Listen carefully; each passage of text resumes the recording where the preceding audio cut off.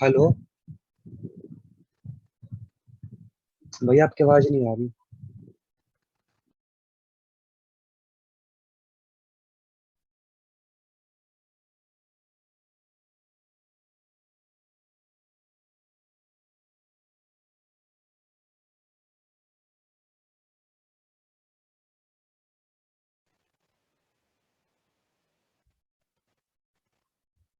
Hello hello, अब आ रही है वॉइस? हाँ जी भैया। हाँ जी, am I audible to everyone? Voice आ रही है सबको मेरी? यस आ सर। रही है। हाँ जी। चलो भाई। So good evening everyone. Good evening. Good good evening. Evening sir. Good evening, good evening. चलो भाई, आई होप सब बहुत बढ़िया होंगे। सो लक्ष्य जैन, जया अग्रवाल, नंदिनी चावला, प्रवीण कुमार, शौर्य, सरोज, वंश, युवराज अरोड़ा, चेतन। ठीक है, अभी तो बहुत ही कम बच्चे आए हैं।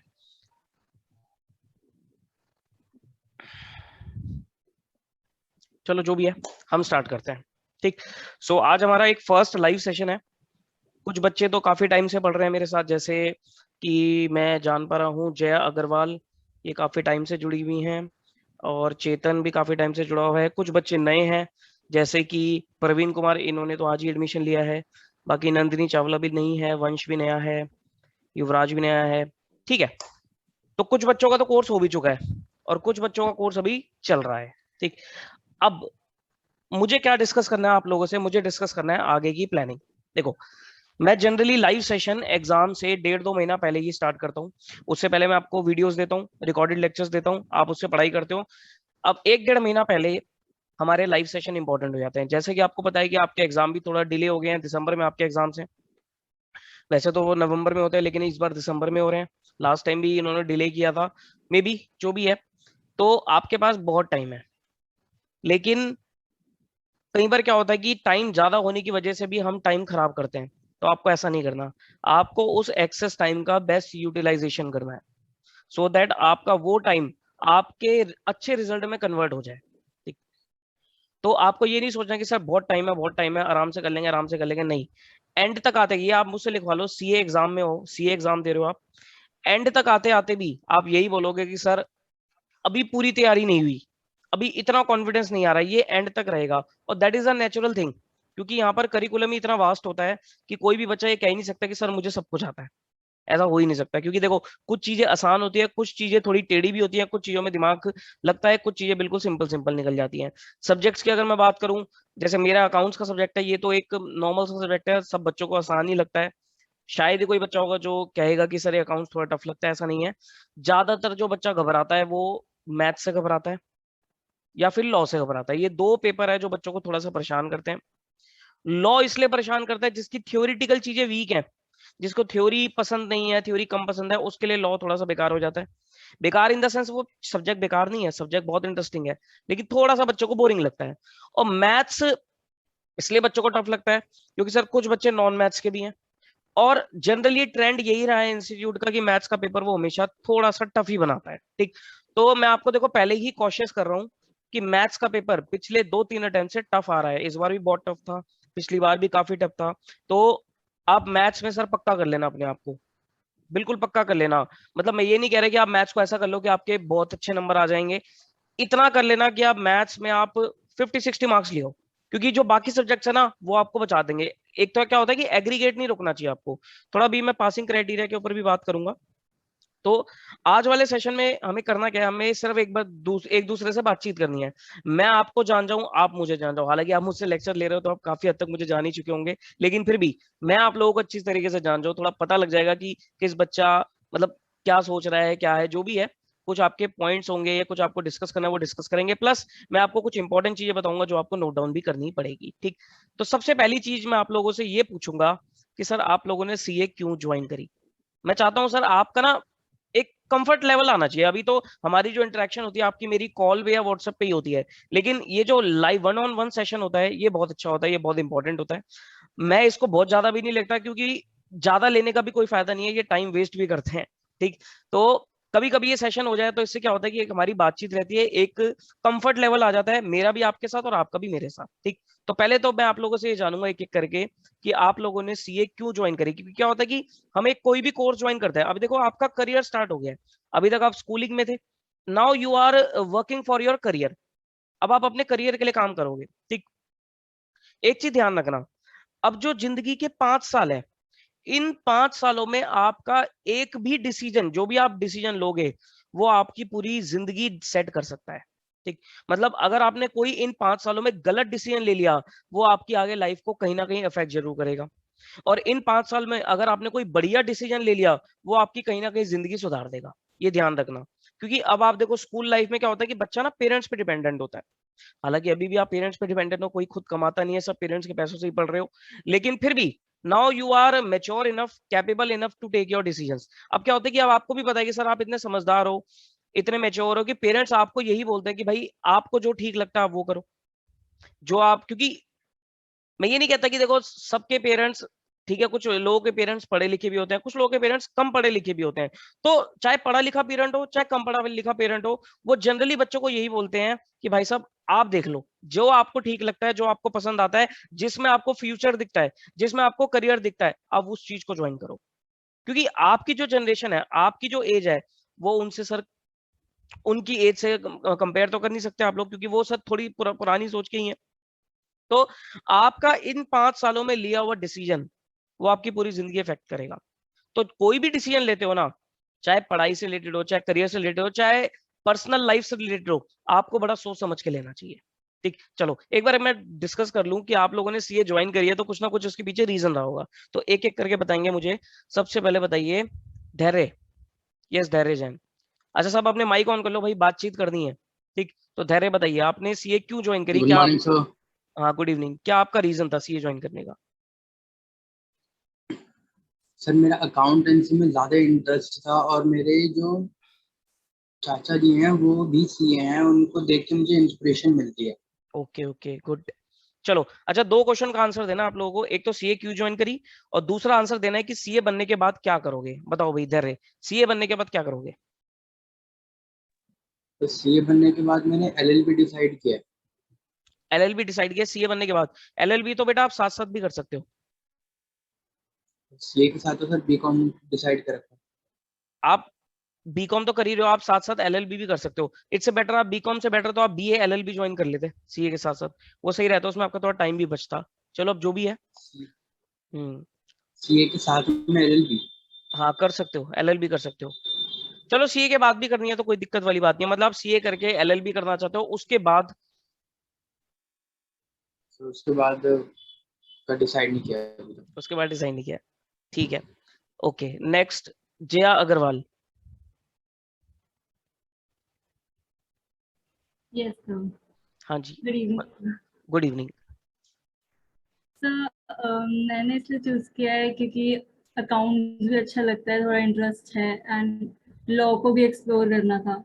अच्छा लॉ एक्सप्लोर करना था, आपके तो खैर पेरेंट्स ही एक सीए सीएस है, तो आपको तो वहीं से ही पूरी इंस्पिरेशन मिलती होगी।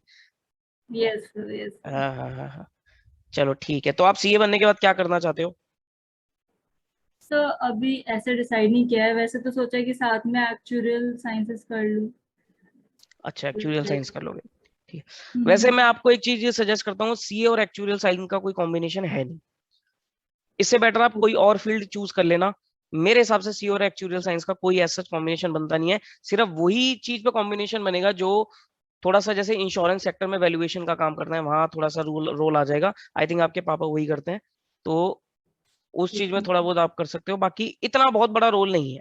ठीक, अच्छा मेरा जो क्वेश्चन है ना, मेरा ये है सीए बनने के बाद आप क्या करना चाहते हो? लाइक अच्छी जगह जॉब करनी है, प्रैक्टिस करनी है, कोई बिजनेस करना है, या कुछ आपके माइंड में आइडिया है जिसको परस्यू करना है, तो उस टाइप का मुझे एक बार जवाब दो कि आप जॉब करना चाहते हो, क्या करना चाहते हो, क्या नहीं करना चाहते।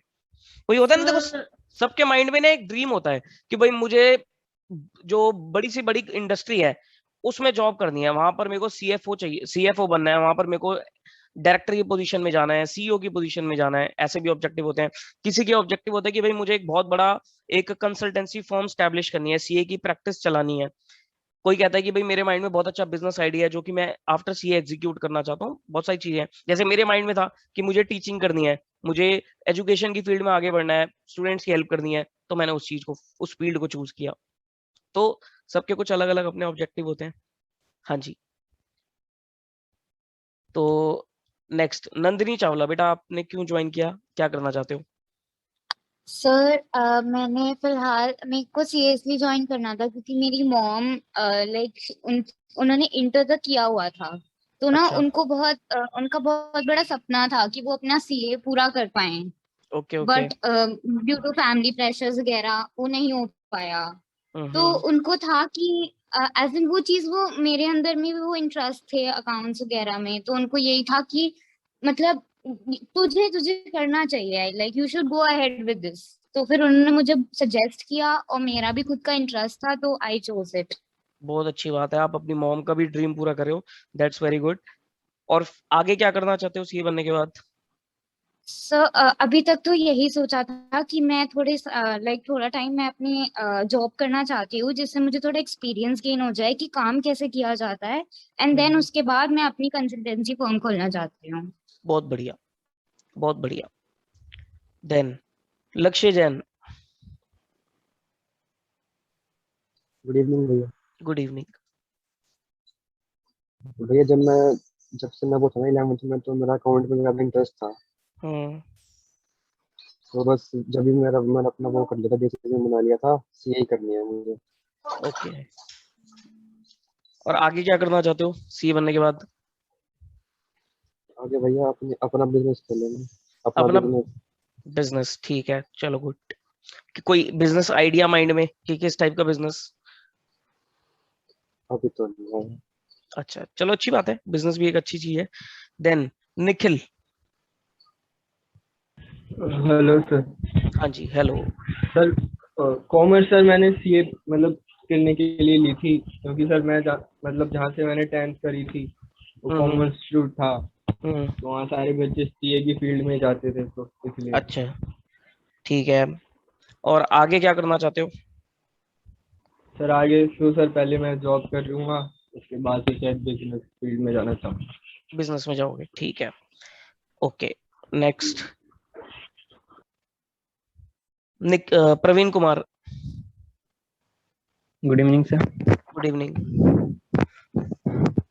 सर मैं तो वो 10th क्लास से ही सोच रहा था सीए करने के लिए। अच्छा, रीजन? रीजन सर यहाँ पे पहले ना दिल्ली में भी क्लास किया था। अच्छा तो वही करने के लिए पापा से भी बोला था, तो वही बोल रहा अच्छा, आगे क्या करना चाहते हो? था। वही सर जॉब और बिजनेस या एलएलबी साथ। Okay okay. Then Shaurya. Good evening sir. Good evening. Sir मेरा पहले तो था कि सीएफए साइड का था कि मेरे को, जैसे मैंने पहली बार सुना था तो मेरे को थोड़ी अलग सी लगी थी, बट फिर बताया था कि ये 12th के बाद नहीं कर सकते, ग्रेजुएशन के बाद कर सकते हैं। और राइट। ये सीएफए का इंडिया में भी इतना नहीं है, मतलब सीए ही सुप्रीम डिग्री है। तो और और 12th के बाद मेनली दो ही फील्ड होती है मोस्टली कॉमर्स के लिए, या तो बीबी एमबीए या फिर सीए। तो मेरा अकाउंट्स में था ही इंटरेस्ट, ओके। और मेरे गवर्नमेंट कॉलेज वाले मार्क्स भी थे, मेरे को था कितने आ जाएंगे, तो और मतलब भी के साथ साथ कुछ ऑब्वियसली कोई ना कोई करता है, या कोई कैटेगरी करता है या कोई करता है, तो मेरा कौन सी साइड था इंटरेस्ट, तो इसलिए फिर, और फैमिली में भी सीए है मेरे, अच्छा तो अच्छा, फिर था कि यूटिलाइज ही करूँ, तो इसलिए था। ओके। और आगे क्या करना चाहते हो? आगे सर कॉर्पोरेट सेक्टर का भी एक्सपीरियंस थोड़ा स्टार्टिंग में कि एज अ क्या होता है, बाकी मेरी फैमिली में है जो प्रैक्टिस भी करते हैं, तो मेरे को, तो बाकी आगे प्रैक्टिस का अगर मेरे को लगा तो मतलब कि शिफ्ट करने का, तो मैं वो भी। Good good good. आपने जो सीए प्लस सीएफए बोला, that is brilliant idea, you must pursue. आप सीएफए, बट वो अभी हाँ वो बाद ही कर सकते हैं ना वो। हाँ ग्रेजुएशन के बाद ही कर पाओगे, लेकिन अगर आप करना चाहते हो तो करना जरूर। Yes sir. उसकी अपॉर्चुनिटीज बहुत है, इंडिया में भी है और इंडिया से बाहर तो बहुत है। Yes sir. ठीक है, नेक्स्ट वंश। Good evening sir. Good evening sir मैंने सीए इसलिए ज्वाइन किया था बिकॉज मेरी फैमिली के अंदर कई मेरे 3-4 कजन हैं जो सीए हैं और साथ में एक है जो चीफ ब्रांच मैनेजर भी हैं, तो उनके लाइफस्टाइल और जो लेवल ऑफ नॉलेज साथ में जो सीए के अंदर मिलती है, कॉमर्स से highest level of knowledge sir, उसको गेन करने के साथ में किया है। और सर आफ्टर सीए का सर मेरा प्लान है कि बैंकिंग में मेनली जाने का, और सर करंट उसके सीए करने के बाद तो सर करंट ट्रेंड देखूंगा मैं उस टाइम क्या चल रहा है, वैसे मेन एम मेरा बैंकिंग में ही जाने का। अगर आप चाहो ना तो आप आरबीआई का एग्जाम दे देना, ग्रेजुएशन कर रहे होंगे आप लोग साथ साथ, तो ग्रेजुएशन के बाद ना you can apply for RBI exam, जो बैंकिंग वंश आप जैसे बैंकिंग बोल रहे हो, तो you must prepare for RBI exam with CA. RBI exam अगर आप दोगे तो आपको बहुत बेनिफिट मिलेगा और आगे जाकर आप बहुत अच्छी पोजीशन पे जा सकते हो। Okay sir. Then Yuvraj Arora. Good evening sir. Good evening sir. मेरी फैमिली में भी सारी सी हैं, तो मैंने भी करा और मेरे को अकाउंट्स में भी बहुत ज़्यादा इंटरेस्ट था, तो और आगे मैं सर शायद ही बाई के साथ प्रैक्टिस करूँ, क्योंकि मैं इंडिया को शायद रिप्रेजेंट करूँगा, क्योंकि मैं एथलीट हूँ और मैं डिस्ट्रिक्ट थ्रू करता हूँ, मैं डिस्ट्रिक्ट कर चुका हूँ क्लियर। किस स्पोर्ट में? 2020 में एथलेटिक्स डिस्कस थ्रू। अच्छा, डिस्कस थ्रू, ठीक है। हाँ जी, और उसके बाद मैं डिस्ट्रिक्ट क्लियर हो चुका है। स्टेट मेरा लास्ट ईयर होना था बट कोरोना की वजह से हुआ नहीं, बट इसके बाद मैं करूँगा कि सारा हो जाए। बहुत बढ़िया, बहुत बढ़िया, बहुत बढ़िया। बहुत अच्छा लगता है कि जब हमारी कम्युनिटी के लोग, हमारी जैसे सीए कम्युनिटी के लोग किसी हटके फील्ड में जाते हैं ना, वो एक बहुत अच्छी चीज लगती है। जैसे मेरे नोन में है, वो मेरी ही फ्रेंड ही है, मतलब जब मैं पढ़ रहा था, now she is a model. CA करने के बाद उसने मॉडलिंग ज्वाइन करी, she is a good model. I think आपने गर्ल्स को पता होगा, आपने एक ब्रांड सुनी होगी टियारा, टियारा के नाम से, थोड़ा आर्टिफिशियल ज्वेलरी वगैरह के ऊपर है, शायद किसी ने सुना हो। तो वहां की, हाँ टियारा आता है ना, तो उसकी वो टॉप मॉडल्स में एक आती है वो। तो मतलब सीए करने के बाद यू कैन परस्यू एनीथिंग, कोई रोक नहीं, आप किसी भी फील्ड में जा सकते हो। उसको मॉडलिंग का शौक, तो उसने मॉडलिंग ज्वाइन करी। जैसे इन्होंने बोला मुझे मैं एथलीट हूँ, तो आप एथलेटिक्स में जाओ, ओलंपिक्स में जाओ, मतलब बहुत सारी चीजें हैं। You can go for singing, you can go for dancing, you can go for acting, कुछ भी कर सकते हो यार। You can go in politics also, जैसे आपको पता है सर, पीयूष गोयल जो रेलवे मिनिस्टर है, he is also a chartered accountant. You can explore stock market, Rakesh Jhunjhunwala वो भी चार्टर्ड अकाउंटेंट है। तो ऐसा नहीं है सर सीए का जो स्कोप है वो लिमिटेड है कि भाई जॉब करनी है, प्रैक्टिस करनी है, बिजनेस करना, नहीं, आप किसी भी फील्ड में जा सकते हो। You are open to go anywhere. मेरे एक नोन में है, सीए है, आज वो बहुत अच्छा रेस्टोरेंट बिजनेस रन कर रहे हैं। रेस्टोरेंट मतलब जरूरत नहीं थी उनको, लेकिन सीए की नॉलेज ली उन्होंने, और उसके बाद उनका पैशन था कि भाई मुझे रेस्टोरेंट्स की एक चेन ऑफ रेस्टोरेंट सेटअप करना है। Now he is doing that. तो आप कुछ भी कर सकते हो। ये कौन है? रेडमी नोट 10 यूजर, ये कौन है? Good evening sir. Good evening. कौन हो बेटा आप? नाम क्या है? अश्विनी खुराना। अच्छा अश्विन, ठीक है बेटा। आपने क्यों ज्वाइन किया, क्या करना चाहते हो? तो मेरा तो पहले से यही था कि सीए करना है, और मेरा भी अकाउंट्स में इंटरेस्ट था। ओके, आगे क्या करना चाहते हो? हाँ जी, आगे तो जॉब भी करनी है। जॉब करनी है, चलो। यस। तो गुड, चलो अब जो भी आप लोगों ने सबने बता दिया, अब मेरी बातें सुनना ध्यान से। देखो, क्या आप में से कोई ऐसा बच्चा है जो किसी प्रेशर में सीए कर रहा हो? प्रेशर मतलब जिसका इंटरेस्ट ना हो, सिर्फ फैमिली ने बोल दिया कि भैया सीए करनी है तो कर लो, कोई ऐसा स्टूडेंट है? ऑनेस्टली बता देना। आई थिंक नहीं है, ठीक है। क्योंकि अगर कोई ऐसा स्टूडेंट होता है ना, उसको मैं मना कर देता हूँ कि प्लीज आपको सीए नहीं करनी चाहिए, क्योंकि प्रेशर में सीए नहीं हो सकती, ये ध्यान रखना। लास्ट बैच की मैं आपको बात करता हूँ, एक स्टूडेंट थी, आई विल नॉट नेम हर, तो उसने फैमिली प्रेशर में सीए करी थी, उसका इंटरेस्ट किसी और चीज में था, उसने सीए करी, लास्ट टू लास्ट बैच में भी था।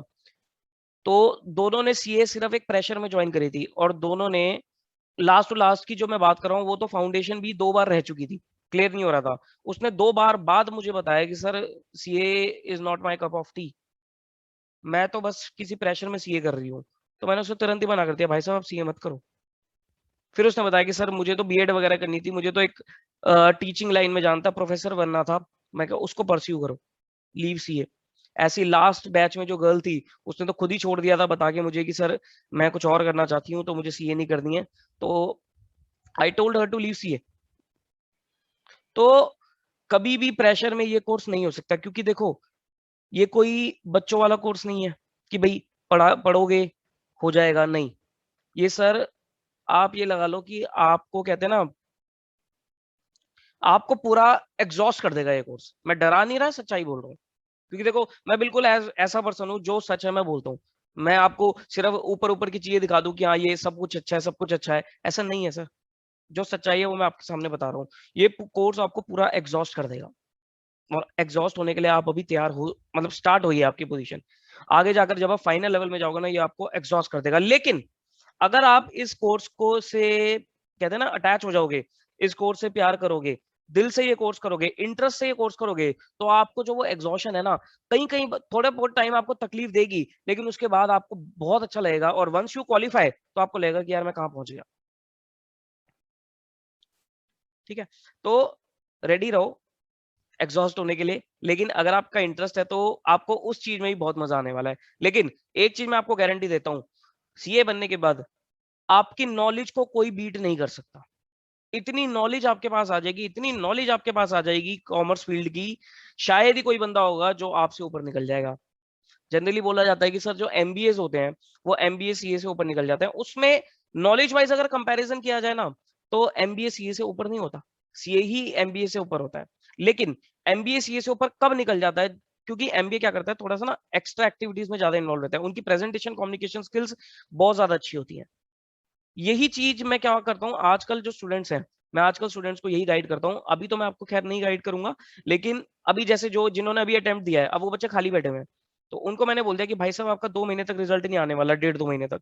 तो 1.5-2 महीने तक क्या करो, टाइम नहीं खराब करना। ये नहीं कि सर वेब सीरीज में टाइम खराब कर रहे हैं, टीवी देख रहे हैं, ठीक है रिलैक्स करो, इंजॉय करो, सब कुछ करो, लेकिन थोड़ा सा एक्स्ट्रा चीजों पर ध्यान दो।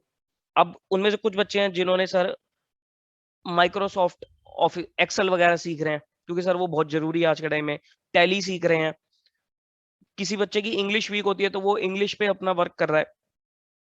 कोई बच्चा सर अपनी जिसको लगता है कि भाई मेरे को अपनी प्रेजेंटेशन स्किल सुधारनी है, कम्युनिकेशन स्किल सुधारनी है, वो उस पर वर्क कर रहा है। तो आपको आज के टाइम में इन सब चीजों पे वर्क बहुत करना पड़ेगा, क्योंकि जो कंपनीज है, कंपनी सिर्फ किताबी कीड़ों को हायर नहीं करती है। ठीक है आपकी क्वालिफिकेशन डिग्री मैटर करती है, लेकिन उसके साथ साथ कंपनीज ये जरूर देखते हैं कि इस बंदे में एक्स्ट्रा कितनी स्किल्स है।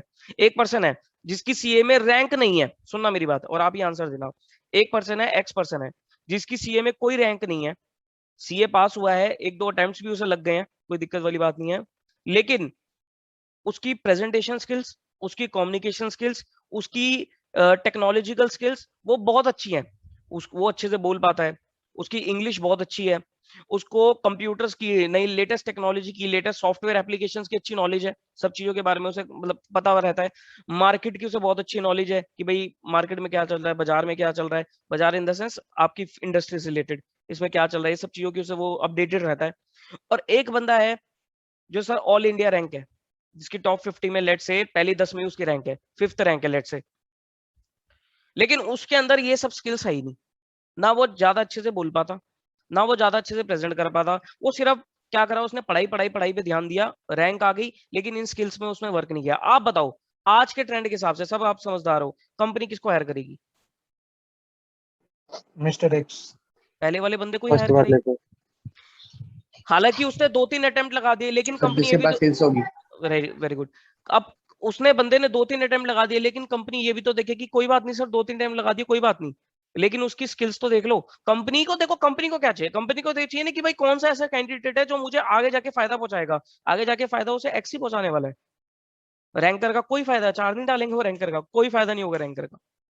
ठीक, तो मैं यही चीज आपको बोलता हूँ, रैंक लाओ, रैंक में कोई बुराई नहीं है, रैंक लाओ, पढ़ो, रैंक लाओ, अच्छी बात है, लेकिन आपको एक्स्ट्रा स्किल्स के ऊपर भी वर्क जरूर करना चाहिए। अब सुन लेना, आप में से कौन कौन से ऐसे बच्चे हैं जो रेगुलर कॉलेज में नहीं है, एक बार बताना कौन कौन से ऐसे बच्चे हैं जो रेगुलर कॉलेज नहीं कर रहे हैं। मैं भैया ओपन से कर रहा हूँ, एक लक्ष्य ओपन करूंगा से कर रहे हैं, मतलब युवराज, वंश, ओके। सर मैंने अभी अप्लाई करा है अभी, बट अभी करना स्टार्ट नहीं करा क्योंकि अभी 12th पास हुआ मैं। अच्छा अच्छा, चलो जो भी है, Yes, sir. जो भी है, मैं जो भी बच्चा करूंगा भैया अभी। जो बच्चा रेगुलर कॉलेज में है वो तो सर इन सब चीजों पे क्या होता है वर्क कर लेता है, क्योंकि कॉलेज में ये सब चीजें हो जाती है, प्रेजेंटेशन, कम्युनिकेशन, ये सब चीजें कॉलेज में हो जाती है, क्योंकि वो थोड़ा इंटरेक्ट करता है, लोगों से मिलता है, तो वो अपने आप ही उसके अंदर ये स्किल्स काफी हद तक डेवलप हो जाती हैं। लेकिन जो बच्चा सर रेगुलर कॉलेज में नहीं जा पाता due to any reason, reason तो कुछ नहीं होता, मार्क्स ही होते हैं कि मार्क्स की वजह से उसे एडमिशन नहीं मिला, तो वो क्या करे? क्या वो घर बैठे ये सब चीजों पे काम कर सकता है? बिल्कुल कर सकता है। आप ये मत सोचना कि सर मुझे कॉलेज नहीं मिला तो मैं तो इन सब चीजों पे वर्क ही नहीं कर पाऊंगा, आप भी वर्क कर सकते हो, लेकिन आपको थोड़े एक्स्ट्रा एफर्ट अलग से लगाने पड़ेंगे। मैं देखो, आप में से कोई ऐसा बच्चा जरूर होगा जिसकी इंग्लिश कमजोर है, बहुत सारे बच्चे होते हैं, देखो सीओ बैकग्राउंड में तो हर तरीके का बच्चा आता है, गवर्नमेंट स्कूल से भी आता है, विलेज से भी आता है, हर तरीके के बच्चे आते हैं। तो ऐसा नहीं है सर आपकी इंग्लिश वीक है तो आप सीए नहीं बन सकते, आप सीए बनोगे, लेकिन सीए बनने से पहले पहले आपको अपनी इंग्लिश पे वर्क करना पड़ेगा, क्योंकि sir English is the need of the hour. पहला का जमाना चला गया, पहले जमाने में क्या होता था सर, कोई बंदा है जिसकी इंग्लिश कमजोर थी तो इतना फर्क नहीं पड़ता था, वो कभी वर्क भी नहीं करता था, क्योंकि उसे पता है कि सर जॉब तो मिल जानी है, कमा लेंगे, तो वो पुराने पहले वाला टाइम चला गया। आजकल एमएनसीज का जमाना है, कॉर्पोरेट सेक्टर का जमाना है, तो आजकल आपको इंग्लिश पे वर्क करना पड़ेगा। तो अगर आपकी किसी की भी इंग्लिश थोड़ी वीक है तो प्लीज सर इंग्लिश पे वर्क करो। इसी रीजन की वजह से ये इंग्लिश जो मैं बता रहा हूँ ना, ये रीजन, इसी रीजन की वजह से लॉ के साथ इन्होंने बीसीआर का पेपर डाला, क्योंकि वो चाहते थे कि सर बच्चों के अंदर जो है इंग्लिश की राइटिंग स्किल्स, कम्युनिकेशन स्किल्स सुधर जाए। लेकिन ये सिर्फ एक बीसीआर के 40 नंबर के पेपर से नहीं होने वाला, इस पे आपको पूरे 5 साल वर्क करना पड़ेगा। तो रेडी हो जाओ सर अपने 5 साल अपने करियर को देने के लिए, ठीक। हाँ, आप नॉर्मल स्टूडेंट, नॉर्मल जो बच्चे होते हैं उनसे अलग हो। क्यों अलग हो? क्योंकि सर आप अपनी दिन का, अपने जिंदगी के 5 साल का मैक्सिमम टाइम, मतलब 80% टाइम आप अपने करियर को दोगे, 20% टाइम आप इंजॉय करोगे, सिर्फ 20%, 80% टाइम आपको करियर पे ही देना है, ठीक। लेकिन जो और बच्चे होते हैं जो ये कोर्स नहीं कर रहे होते हैं, सीए कोर्स नहीं कर रहे होते हैं खासकर, वो क्या करते हैं सर, वो 50% टाइम करियर पे देते हैं, 50% टाइम एंजॉय करते हैं, ठीक। लेकिन आपको ऐसा नहीं करना, आपको अपने लाइफ का अगले 5 साल का 80% टाइम, मतलब एक दिन में 24 घंटे होते हैं, तो 24 घंटे में से सर आपको 80% टाइम क्या करना है, अपने करियर को देना है। मतलब ये लगा लो ऑन एन एवरेज अगर मैं बात करूं तो 15 से 16 घंटे आपको अपने करियर को देने हैं। 15-16 घंटे करियर को देने का मतलब ये नहीं कि 15-16 घंटे मैं पढ़ाई करने के लिए कह रहा हूँ, नहीं। 15-16 घंटे करियर का मतलब है कि उसमें पढ़ाई भी करनी है, उसमें आपको क्लासेस भी देखनी होंगी, उसमें आपको अपनी पर्सनैलिटी भी सुधारनी होगी, अपनी स्किल्स भी सुधारनी होंगी, इन सब के ऊपर टोटल मिला के 15-16 घंटे आपको चाहिए, ठीक। तो सर लग जाओ, अगले 5 साल आपका करियर डिसाइड कर देंगे, और अगर आपने इन 5 साल में मेहनत कर ली तो समझ लेना सर आपका फ्यूचर बहुत ब्राइट है। बहुत अपॉर्चुनिटीज है सीए में, सीए कोर्स में बहुत अपॉर्चुनिटी है। ये कहने वाली बात है, कुछ लोग बोलते हैं कि सर सीए तो मार्केट में ऐसे ही घूम रहे हैं, सुना होगा शायद आपने, सुना है किसी ने कि सीए तो मार्केट में ऐसे ही घूम रहे हैं, जॉब नहीं मिलती, सुनते हो ना? लेकिन ऐसा नहीं है। ये पता है कौन लोग बोलते हैं? ये वो लोग बोलते हैं जो स्किल्स पे वर्क नहीं करते। ऐसे देखो, सीए हर तरीके का, सीए ऐसा भी है जो 1 महीने में 25,000 रुपए कमा रहा है, सीए ऐसा भी है जो 1 महीने में 5 लाख रुपए कमा रहा है, ऐसा भी है। अब वो इतना गैप क्यों है? वो इतना गैप क्या है सर? स्किल्स का है, कि उसने एक्स्ट्रा क्या किया। पढ़ाई तो सब करेंगे, पास तो सब हो जाएंगे, कोई थोड़ा जल्दी हो जाएगा पास, कोई थोड़ा लेट हो जाएगा, लेकिन एक बार घुस गए तो पास तो होके निकलोगे, ठीक। लेकिन एक्स्ट्रा आपने क्या किया वो डिपेंड करेगा आपके सैलरी के ऊपर, ठीक। मल्टीपल कोर्सेज ज्वाइन कर लेते हैं, सीए के साथ सीएफए भी कर लेते हैं, सीएस भी कर लेते हैं, सीएमए भी कर लेते हैं। अब क्वेश्चन आता है कि सर क्या इनसे कुछ फायदा मिलता है? थोड़ा बहुत फायदा मिलता है, थोड़ा बहुत फायदा मिलता है, लेकिन बहुत ज्यादा फायदा नहीं मिलता। अगर आप मेरी बात करोगे, मैं सिर्फ सीए हूं और बीकॉम ऑनर्स हूं, मैंने कोई एक्स्ट्रा डिग्री हासिल नहीं करी, लेकिन मैंने पढ़ाई इतनी करी है, मैंने नॉलेज इतनी ले ली है कि शायद मेरे को नहीं लगता कि शायद मुझे कोई सीएमए एग्जाम, सीएस एग्जाम, इन सबको देने की जरूरत है, क्योंकि मैंने सर वैसे ही नॉलेज इतनी हासिल कर ली है। ठीक है, थोड़ा बहुत फैक्टर रहता है कि भाई छोटे-छोटे कोर्सेज अगर आप कर लोगे तो थोड़ा बहुत आपको फर्क मिलता है, लेकिन ऐसा कोई ये नहीं है कि सर करेंगे तो बहुत ही ज्यादा फर्क मिलने लग जाएगा, नहीं, ऐसा कुछ नहीं है। नहीं भी करोगे तो कोई दिक्कत नहीं, एक कोर्स पे फोकस कर लोगे तब भी आपका सर भला ही भला है। सर एक क्वेश्चन था। हाँ जी बताइए। सर सीए के बाद एसीसीए साथ साथ कर सकते हैं या उसके बाद करें? एसीसीए का जो क्राइटेरिया है 12th पास भी है, लेकिन एसीसीए के लिए मैं आपको सुनो, एसीसीए के लिए मैं आपको रिकमेंड करूंगा सीए के बाद करना। सीए के बाद अगर आप एसीसीए करोगे ना तो उसमें बहुत सारे पेपर तो एग्जाम्प्ट ही हो जाएंगे आपके। हाँ जी सर, उसमें खाली फाइनल वाला पेपर देना पड़ता है। फाइनल में भी क्या होता है कि कुछ पेपर देने पड़ेंगे, बाकी सब पेपर एग्जाम्प्ट हो जाते हैं। हाँ जी सर। कोई भी कोर्स ज्वाइन करने से पहले ना एक बार ये देख लेना कि सीए के बाद, क्योंकि क्या होता है हर कोर्स का टाई अप सीए के साथ जरूर होता है, तो सीए के बाद अगर आप कोई भी कोर्स करते हो तो काफी हद तक चीजें तो आपकी एग्जाम्प्ट हो जाती हैं, तो बेटर रहता है। इसलिए लोग क्या प्रेफर करते हैं कि पहले एक बार सीए पे ध्यान दे दो, सीए कर लो, उसके बाद हम एक्स्ट्रा कोर्सेज कर लेंगे। लेकिन जैसे आप सीएफए बोल रहे थे, सीएफए और सीए का कोई कॉम्बिनेशन नहीं है, वो एक अलग फील्ड है, ये एक अलग फील्ड है। वो अगर आप करना चाहते हो तो वो आप आफ्टर ग्रेजुएशन करते रहना। अच्छा, कोई ऐसा बंदा है जो यूपीएससी की भी तैयारी करना चाहता हूँ कि मुझे यूपीएससी भी करना है कोई? करते हैं, वैसे मैं बता रहा हूँ करते हैं। सीए के बाद आईएएस की भी तैयारी करते हैं, हालांकि वो एडमिनिस्ट्रेशन में ना जाकर वो रेवेन्यू में जाते हैं, आईआरएस वगैरह में जाते हैं, जिसमें income tax officer, commissioner of income tax वगैरह, कमिश्नर ऑफ जीएसटी वगैरह ये सब बन जाते हैं, तो वो उस फील्ड में जाते हैं। वो भी एक अच्छी फील्ड है, आप कर सकते हो वो भी। ठीक, तो देखो बहुत सारी अपॉर्चुनिटीज है, वो डिपेंड करता है कि सर आपका ड्रीम क्या है। कुछ बच्चे बोलते हैं कि सर मैं सीए इसलिए ज्वाइन करी कि मुझे यहाँ से नॉलेज लेनी है। एक लास्ट बैच में बच्चे ने बताया था कि सर मुझे नॉलेज लेनी है और उसके बाद मुझे क्या करना है, इनकम टैक्स का कमिश्नर बनना है। ठीक, अब देखो नॉलेज सीए की, टैक्सेशन की, अकाउंट्स की तो उसे सीए कोर्स में मिल गई। अब वो यूपीएससी का एग्जाम देगा, आईआरएस की फील्ड में जाएगा, फिर वो इनकम टैक्स कमिश्नर बन जाएगा। तो ड्रीम होता है सबका। अब आते हैं कि सर सीए के बाद हम क्या क्या चीजें कर सकते हैं। ये मैं थोड़ा सा क्या होगा, अभी आपने लिमिटेड चीजें बताई, मैं आपको बताता हूँ। सीए के बाद आप जॉब भी कर सकते हो, जॉब तो है ही सर एक ऑप्शन। जॉब में क्या क्या जॉब कर सकते हो आप? You can work in MNCs, multinational company, industries वगैरह में काम कर सकते हो, जैसे रिलायंस हो गया, ऐसे बहुत सारी इंडस्ट्रीज हैं, उनमें आप काम कर सकते हो।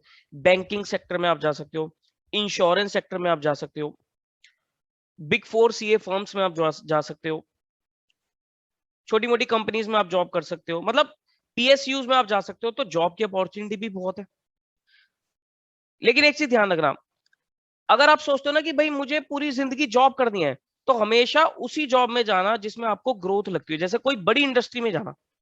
अगर आपका ऑब्जेक्टिव है कि भाई मुझे तो सिर्फ 5-10 साल जॉब करनी है, थोड़ा नॉलेज चाहिए, थोड़ा एक्सपीरियंस चाहिए, उसके बाद तो मैं अपना ही काम करूंगा, ऐसे बहुत होते हैं। बहुत सारे सीएस ऐसे करते हैं कि भाई 5-10 साल जॉब करी, एक्सपीरियंस लिया, थोड़ा पैसा इकट्ठा किया, उसके बाद उन्होंने बोला कि मुझे तो अपना काम करना है। ठीक, फिर तो आप किसी भी कंपनी में जॉब कर लो। लेकिन अगर आपको लगता है कि भाई मुझे तो अपने काम में इतना इंटरेस्ट, दिलचस्पी नहीं है, मुझे तो जॉब करनी है, लेकिन जॉब करनी है मुझे अच्छी वाली, फिर आप चाहे थोड़ा वेट कर लो, लेकिन कोई बड़ी इंडस्ट्री चूज करना जहां पर आपको लगता है ग्रोथ हो, जहां पर आप सीईओ, सीएफओ वगैरह बन जाओ, तो आपको एक करोड़ों में आपको पैकेज मिले और एक आपको अच्छी रिकॉग्निशन मिले। जैसे अभी आपने किसी ने बताया कि सर मुझे बैंकिंग सेक्टर में जाना है, तो बैंकिंग में भी आप वो बैंक चूज करना जिसमें आपको लगता है सर ग्रोथ है।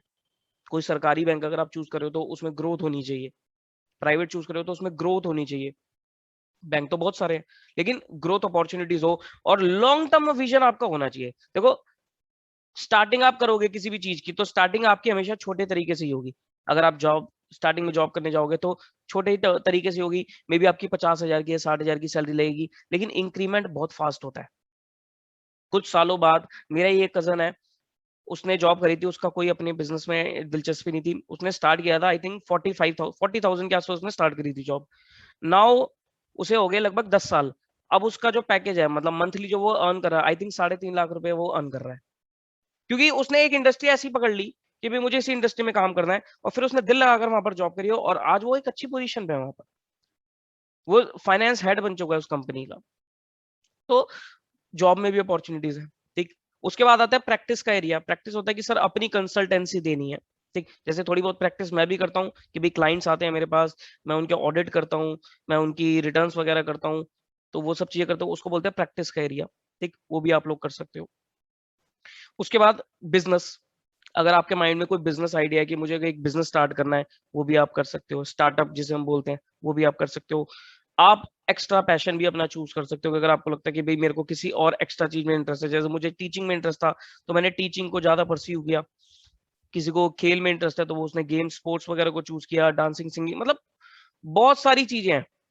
अपना स्कोप जो है ना वो लिमिटेड मत रखना, चीजों को एक्सप्लोर करते चले जाना। अभी तो आपकी बस जस्ट एक अर्ली स्टेज है, आपको धीरे धीरे करके पता लगेगा कि भाई यहाँ पर कितनी अपॉर्चुनिटीज है। ठीक है, चलो और बताइए किसी का कोई और क्वेश्चन, फिर मैं थोड़ा सा अपने कोर्स पे आता हूँ।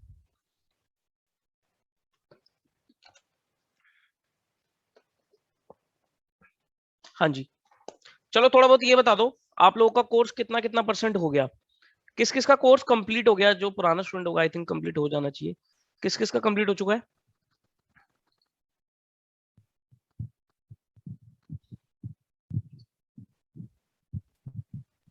सर मेरा हो चुका। ठीक है, धैर्य जैन का कंप्लीट हो गया। चलो एक बार ये सेशन ना रीजॉइन कर लो, मैं इसको एंड कर रहा हूँ क्योंकि वो 40 मिनट्स वाली लिमिट है इसमें, तो मैं इसको एंड कर रहा हूँ। सेम सेशन को रीजॉइन कर ले। Okay sir.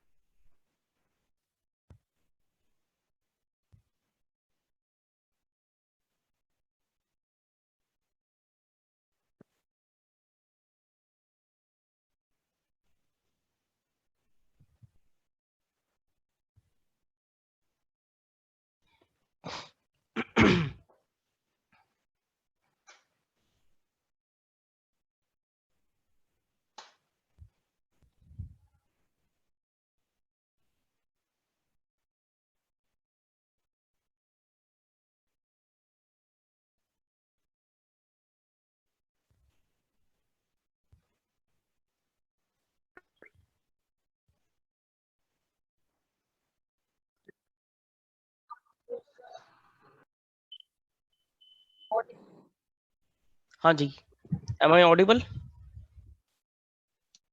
Yes sir. Yes sir. Yes sir. Okay, yes sir.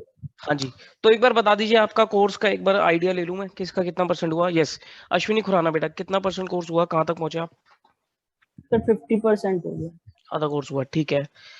धैर्य जैन आपका तो कंप्लीट हो गया, ठीक है। जय अग्रवाल?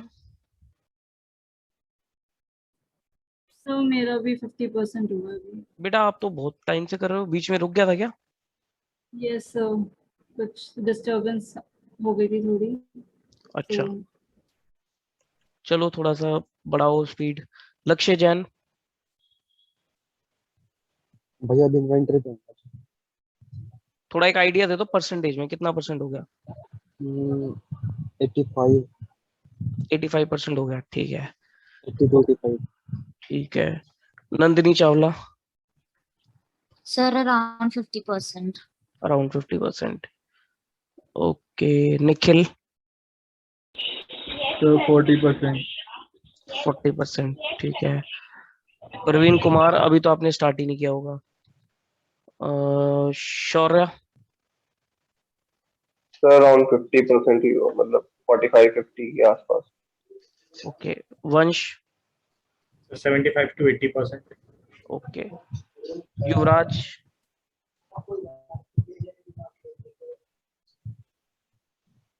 हाँ जी, 50%, ठीक है। तो चलो, मोस्टली बच्चे कह रहे हैं कि 50%, ठीक है। जो भी है भाई साहब, अपना कोर्स बढ़ाओ। ये जो भी 50-40% बोल रहे हैं ना, प्लीज अपना कोर्स को खत्म कर दो। देखो, अब मैं ना स्क्रीन शेयर कर रहा हूँ, बता देना स्क्रीन शो हो रही है या नहीं हो रही। ठीक है, तो देखो, अभी चल रही है 24 अगस्त। अगस्त का तो महीना आप लगा लो खत्म ही है, ठीक। सितंबर मंथ है आपके पास, अक्टूबर मंथ है आपके पास, नवंबर मंथ है आपके पास, दिसंबर में आपके पेपर हैं। नवंबर मंथ को भूल जाओ क्योंकि उसमें तो आपका रिवीजन चलेगा। अक्टूबर को भी आप आधा तो भूल जाओ, तो आपके पास इफेक्टिवली देखा जाए तो 1.5 महीना है। सितंबर का महीना है और आधा अक्टूबर का महीना है, तो यू हैव 1.5 मंथ्स। कितना टाइम आपके पास? 1.5 मंथ्स। इस 1.5 मंथ्स के अंदर अंदर आपका कोर्स कंप्लीट हो जाना चाहिए। ये उन बच्चों के लिए बोल रहा हूँ जो बोल रहे हैं सर 50% है, 40% है, तो 1.5 महीने के अंदर अंदर आप लोगों का कोर्स पूरा हो जाना चाहिए, ठीक। ऐसा कोई भी बच्चा प्लीज मुझे ना मिले जो ये बोले कि 15 अक्टूबर के बाद कि सर मेरा कोर्स बचा हुआ है। मैं तो देखो सर यही चाहता हूँ कि आप सितंबर मंथ में ही कंप्लीट कर लो, मेहनत करोगे टाइम लगाओगे तो हो जाएगा सितंबर में भी, ठीक। लेकिन 15 October is the last date. ये 1 महीना एक्सटेंड मैंने इसलिए कर दी क्योंकि एग्जाम भी एक्सटेंड हो गए। तो 15 October is the last date, आपका कोर्स वहां तक कंप्लीट हो जाना चाहिए। उससे ऊपर देखो लगाओगे तो आपकी रिवीजन ये सब चीजें सेक्रीफाइस होनी शुरू हो जाएंगी, ठीक है। तो आपके लिए 15 अक्टूबर इज द डेडलाइन। कोशिश करना सितंबर में, और अगर आप कोशिश करोगे थोड़ा ज्यादा टाइम दोगे तो आप सितंबर में भी खत्म कर लोगे कोर्स, ठीक है। अब करना क्या है अब हमें, देखो वैसे तो मेरी प्लानिंग थी कि मैं आप लोगों के ना टेस्ट शुरू करने वाला था, टेस्ट, लेकिन आप लोगों ने तो बता दिया सर अभी 50% ही कोर्स है। मैं जो टेस्ट लेता हूं मैं टोटल 7 टेस्ट लेता हूं, ठीक। 7 टेस्ट में क्या होता है, 4 टेस्ट तो आपके सर टॉपिक वाइज होते हैं और 3 आपके फुल मॉक टेस्ट होते हैं, ठीक। ये जो फुल मॉक टेस्ट है ये तो मैं आपके 15 अक्टूबर के बाद ही शुरू करूंगा, लेकिन मैं ये चाह रहा हूं कि जो टॉपिक वाइज टेस्ट है ये मैं आपके बीच बीच में ले लूं। बताओ आप एग्री करते हो इस चीज से? Yes sir. Yes sir. Yes sir. ठीक है ना, यस सर। ऐसा ना हो कि हम वेट करते रहे सिलेबस होगा ऐसे तो फिर रह ही जाएंगे ये। तो मैं चाह रहा था कि ये 4 टेस्ट जो है टॉपिक वाइज है ये तो मैं आपके बीच में ले लूं, आप पढ़ाई करते रहो, आप सिलेबस करते रहो, और मैं आपको टेस्ट का बता देता हूँ। डेट तो अभी मैं नहीं दूंगा लेकिन आपको एक आइडिया बता, मतलब टॉपिक्स लिखवा दूंगा टेस्ट क्या है, तो आप उस हिसाब से अपना सिलेबस करके रखो, सो दैट आपको भी कॉन्फिडेंस आ जाएगा कि हाँ मेरी कुछ तैयारी हो गई है, ठीक। मॉक टेस्ट तो मैं 15 अक्टूबर के बाद ही लूंगा। एक तो चीज ये करनी है, दूसरी चीज एक मैं करवाता हूँ मॉक टेस्ट के बाद साथ साथ मैं कराता हूँ सर लाइव रिवीजन, ठीक। लाइव रिवीजन जो है वो सर मैं इस बार बना रहा हूं टॉपिक वाइज, ठीक। लास्ट टाइम मैंने क्या किया था, लास्ट टाइम मैंने जो लाइव रिवीजन निकाली थी, मतलब मैं 2 अटेम्प्ट में एक बार लाइव करता हूं, हर अटेम्प्ट में नहीं करता। जैसे लास्ट नवंबर में मैंने अराउंड 19 या 20 लाइव रिवीजन सेशन निकाले थे, लेकिन उसमें मैंने टॉपिक वाइज नहीं बनाया था, उसमें लेक्चर वाइज कर दिया था कि लेक्चर 1 में ये टॉपिक्स कवर है, लेक्चर 2 में ये टॉपिक्स कवर है। वो ठीक थी, बच्चों को पसंद भी आई थी वो काफी, लेकिन कुछ बच्चों ने बोला कि सर इससे बेटर यही रहेगा, क्योंकि वो ना थोड़ी बड़े बड़े हो गए थे, वो 1.5 2 घंटे के हो गए थे। तो बच्चों ने बोला कि सर आप ना एक काम करो टॉपिक वाइज बनाना अगली बार।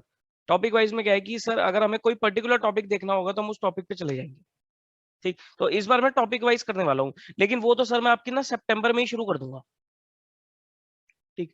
क्योंकि सर अगर मैं आपके कोर्स की वेट करूंगा कि 15 अक्टूबर के बाद फिर वो रह जाएगी, वो टाइमली कंप्लीट नहीं हो पाएगी, तो वो मैं सितंबर में ही शुरू कर दूंगा। तो आप जैसे जैसे कंप्लीट करते रहोगे आप रिवीजन अटेंड करते रहना, आपका रिवीजन ही हो जाएगा, टेस्ट भी आप साथ साथ देते रहना। बोलो इस चीज से भी एग्री करते हो? Yes yes sir. सर। ठीक है ना। तो लाइव रिवीजन इस बार रखेंगे टॉपिक वाइज, ठीक। Yes sir.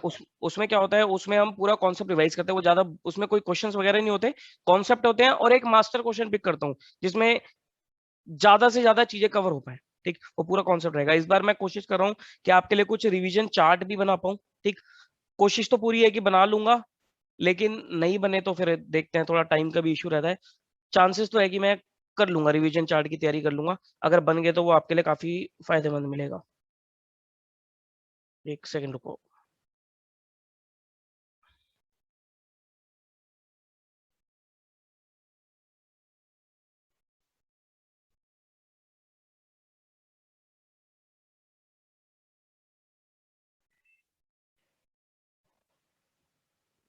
ठीक है, तो लाइव रिवीजन आपकी टॉपिक रहेगी इन द मंथ ऑफ सितंबर, ठीक। और 4 टेस्ट होंगे जो कि मैं आपके सितंबर में शुरू कर दूंगा, ठीक। और 3 जो फुल मॉक टेस्ट होंगे ये 15 अक्टूबर के बाद होंगे। पहली चीज ये होगी, एक मिनट पहले मैं कंप्लीट करूं फिर आप बताना। दूसरी चीज ये होगी, तीसरी चीज आपको पता है सर आपके एग्जाम में, अच्छा मैं आपने क्वेश्चन का पेपर पैटर्न तो देख ही रखा है, मैंने पहली क्लास में भी डिस्कस किया था कि पेपर किस तरीके से आता है आपका। इसमें आपको पता है सर क्वेश्चन नंबर 1 जो होता है वो आपका कंपलसरी क्वेश्चन होता है, कितने नंबर का होता है बताइए, किसी को पेपर पैटर्न याद हो तो। भैया एक बार रिपीट कर दो शुरू से। यार अभी मैं अब यहाँ एक बार कंटिन्यू करता हूँ, फिर बाद में देखता हूँ। क्वेश्चन नंबर 1 आपका कंपल्सरी होता है, बताइए कितने नंबर का होता है? नहीं पता? चलो मैं एक बार पेपर पैटर्न दोबारा बताता हूँ आपको। वैसे मैंने फर्स्ट लेक्चर में पेपर पैटर्न बताया है, सुनो इधर। आपके एग्जाम में कितने क्वेश्चन आते हैं? आपके एग्जाम में क्वेश्चन 6 आते हैं। 1 2 3 4 5 6, ठीक, 6 क्वेश्चन आते हैं। इन 6 में से आपको जो क्वेश्चन नंबर 1 है वो तो आपका कंपल्सरी है, ठीक, और इन 5 में से आपको एनी 4 कोई भी 4 क्वेश्चन करने होते हैं, ठीक। हर क्वेश्चन लगभग 20 नंबर का होता है। जैसे पहले क्वेश्चन की बात करूं तो ये आपका 20 नंबर का होगा, ठीक। इसमें जनरली 3 पार्ट होते हैं, ए, बी और सी। इनमें होता क्या क्या है? जो पहला ए होता है ये आपका ट्रू फॉल्स होता है। कितने मार्क्स का? 12 नंबर का ट्रू फॉल्स होता है, जिसमें आपके 6 क्वेश्चन होते हैं, 2 नंबर का एक क्वेश्चन होता है। याद है किसी को? बी पार्ट जो होता है वो आपका थ्योरी क्वेश्चन होता है, 4 नंबर का, और सी आपका प्रैक्टिकल क्वेश्चन होता है, 4 नंबर का, ठीक।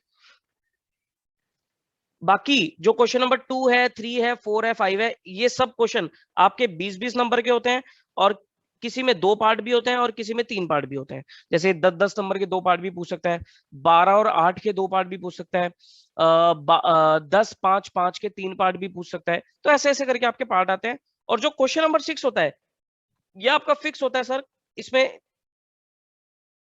3 क्वेश्चन होते हैं, एक शेयर कैपिटल का 10 मार्क्स, एक डिवेंचर का 5 मार्क्स। हालांकि मैं इसको ऐसे ना बोलूं क्योंकि ये थोड़ा सा इन्होंने चेंज किया था। शेयर कैपिटल और डिवेंचर मिला के 15 नंबर। कई बार इन्होंने ये क्या कर देते हैं कि शेयर कैपिटल का ही 15 नंबर का क्वेश्चन पूछते हैं, डिवेंचर पूछते ही नहीं है। कई बार क्या करते हैं लोग, डिवेंचर से 10 नंबर का क्वेश्चन डालते हैं, शेयर कैपिटल से 5 नंबर का क्वेश्चन डालते हैं। कई बार क्या करते हैं सर, शेयर कैपिटल 10 नंबर का क्वेश्चन डाला, डिवेंचर 5 नंबर का क्वेश्चन डाला, तो दोनों मिलाकर 15 नंबर जो आता है क्वेश्चन नंबर 6 में। और इसके साथ यहाँ पर क्या करते हैं, कई बार ये थ्योरी क्वेश्चन पूछ लेते हैं, कई बार ये छोटा सा प्रैक्टिकल क्वेश्चन पूछ लेते हैं, ठीक। आपको एग्जाम में क्वेश्चन नंबर 1 तो करना ही करना है, ठीक।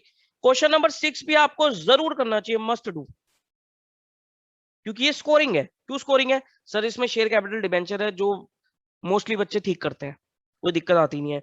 और ये छोटा सा क्वेश्चन होता है, कई बार थ्योरी प्रैक्टिकल ये भी आसान ही होता है, ठीक। आपको जो चॉइस छोड़नी चाहिए ना, वो इन 4 में से किसी एक क्वेश्चन को छोड़ना है, ठीक।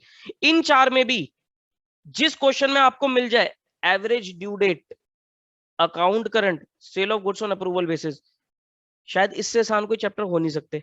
ये तीनों बहुत आसान चैप्टर है, बहुत स्कोरिंग चैप्टर है, तो ये क्वेश्चन जरूर करना आप, ठीक।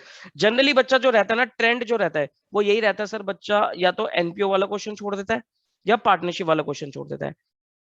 इसका रीजन मैं आपको बताता हूँ। कुछ बच्चों को तो सर एनपीओ थोड़ा टफ लगता है इसलिए बच्चा छोड़ देता है, लेकिन कुछ बच्चों को क्या होता है कि सर एनपीओ और पार्टनरशिप टफ कुछ नहीं लगता, लेकिन उनको ये लगता है कि सर अगर मैं सारे बड़े बड़े क्वेश्चन करूंगा पेपर ही छूट जाएगा। बोलो एग्री करते हो या नहीं,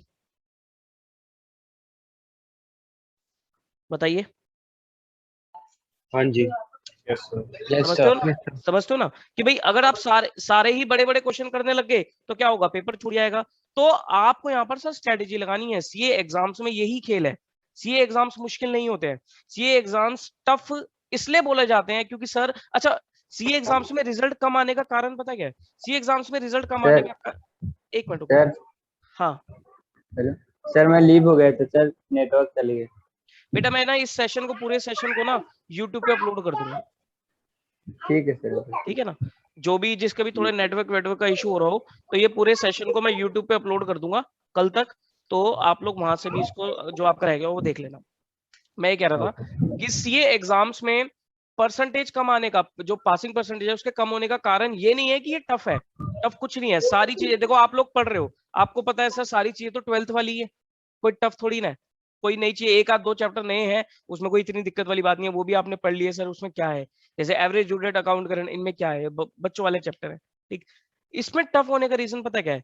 एक तो कोर्स कंटेंट ज्यादा है, जो कि हम क्या होता है एंड में जब एग्जाम टाइम होता है ना, हम पूरा का पूरा कोर्स रिवाइज नहीं कर पाते। पहले रीजन तो ये होता है। दूसरा रीजन क्या होता है कि सर बच्चा ना स्ट्रेटेजी नहीं बना पाता। आपको चाहिए सर एक स्मार्ट स्ट्रेटेजी कि आप कम टाइम में ज्यादा काम कर पाओ। आप इकोनॉमिक्स के स्टूडेंट हो, आपको पता है सर टाइम एक स्कैरसिटी है। आपको पता है सर 3 घंटे का पेपर है, 3 घंटे में आपको जंग लड़नी है। अब आपको क्या करना है, आपको टाइम भी बचाना है, पूरा पेपर भी करना है। तो अगर आप सारे ही बड़े बड़े क्वेश्चन कर दोगे तो पेपर पूरा हो ही नहीं सकता, छूट जाएगा पेपर। ठीक, तो आपको क्या करना है, आपको वो क्वेश्चन पिक करना है जहां पर आपको लगता है कि सर टाइम मेरा बचे। देखो अगर आपको लगता है कि सर कोई क्वेश्चन आपको आता ही नहीं है, वो तो अलग चीज है, फिर तो वो चॉइस में आपको छूट ही जाएगा। लेकिन अगर आपको लगता है कि सर आते तो मेरे को सारे हैं, अब कंफ्यूज हो गया करूं क्या, तो आपको वो देखना है कि सर टाइम किस में बचेगा। आप एनपीओ भी सोच रहे हो कर दूंगा, पार्टनरशिप भी कर लूंगा, फाइनल अकाउंट्स भी कर लूंगा, शेयर कैपिटल डिवेंचर भी कर लूंगा, टाइम लग जाएगा, पेपर छूट जाएगा। ठीक है, तो आपको थोड़ा स्मार्ट स्ट्रेटजी पे वर्क करना पड़ेगा। ये चीजें जो मैं आपको बताई ना, ये आपको धीरे धीरे समझ में आएगी। अभी तो आप कोर्स की तैयारी कर रहे हो, जस्ट आपने प्रिपरेशन शुरू करी है। धीरे धीरे जब आप एंड में आओगे तब आपको पता लग जाएगा कि भाई स्ट्रेटजी कैसे लगानी है। ठीक, लेकिन अभी मुझे समझाना जरूरी था। ठीक, तो ये चीज है। आपका क्वेश्चन नंबर 1 आपका कंपलसरी है। हाँ, मैं ये चीज बता रहा था कि जो क्वेश्चन नंबर 1 कंपलसरी क्वेश्चन में जो आपके ये है ट्रू फॉल्स है, इन ट्रू फॉल्स के लिए मैंने सर एक पीडीएफ तैयार कर रखी है,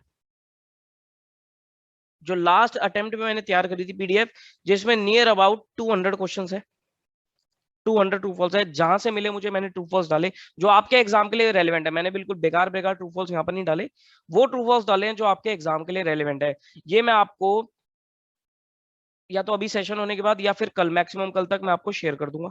ठीक, तो वो पीडीएफ आपको साथ साथ पढ़ते चले जाना है, वो साथ साथ पढ़ते चले जाना। जो जो चैप्टर आप कंप्लीट कर रहे हो, हालांकि उसमें चैप्टर वाइज नहीं है, वो सारे मिक्स हैं, लेकिन जो जो चैप्टर आप कंप्लीट करते चले जा रहे हो, आप क्या करना, उसके ट्रू फॉल्स पढ़ लेना। और बाद में एक बार जब आपका कोर्स पूरा हो जाएगा तब एक दिन लगाकर आप सारे ट्रू फॉल्स 200 के 200 ट्रू फॉल्स को अच्छे से पढ़ लेना, क्योंकि ये 12 नंबर स्कोर करना बहुत जरूरी है, क्योंकि इसको चॉइस तो है ही नहीं, यहाँ पर आपको करने ही करने पड़ेंगे। तो इसके लिए मैंने ये तैयार करके है।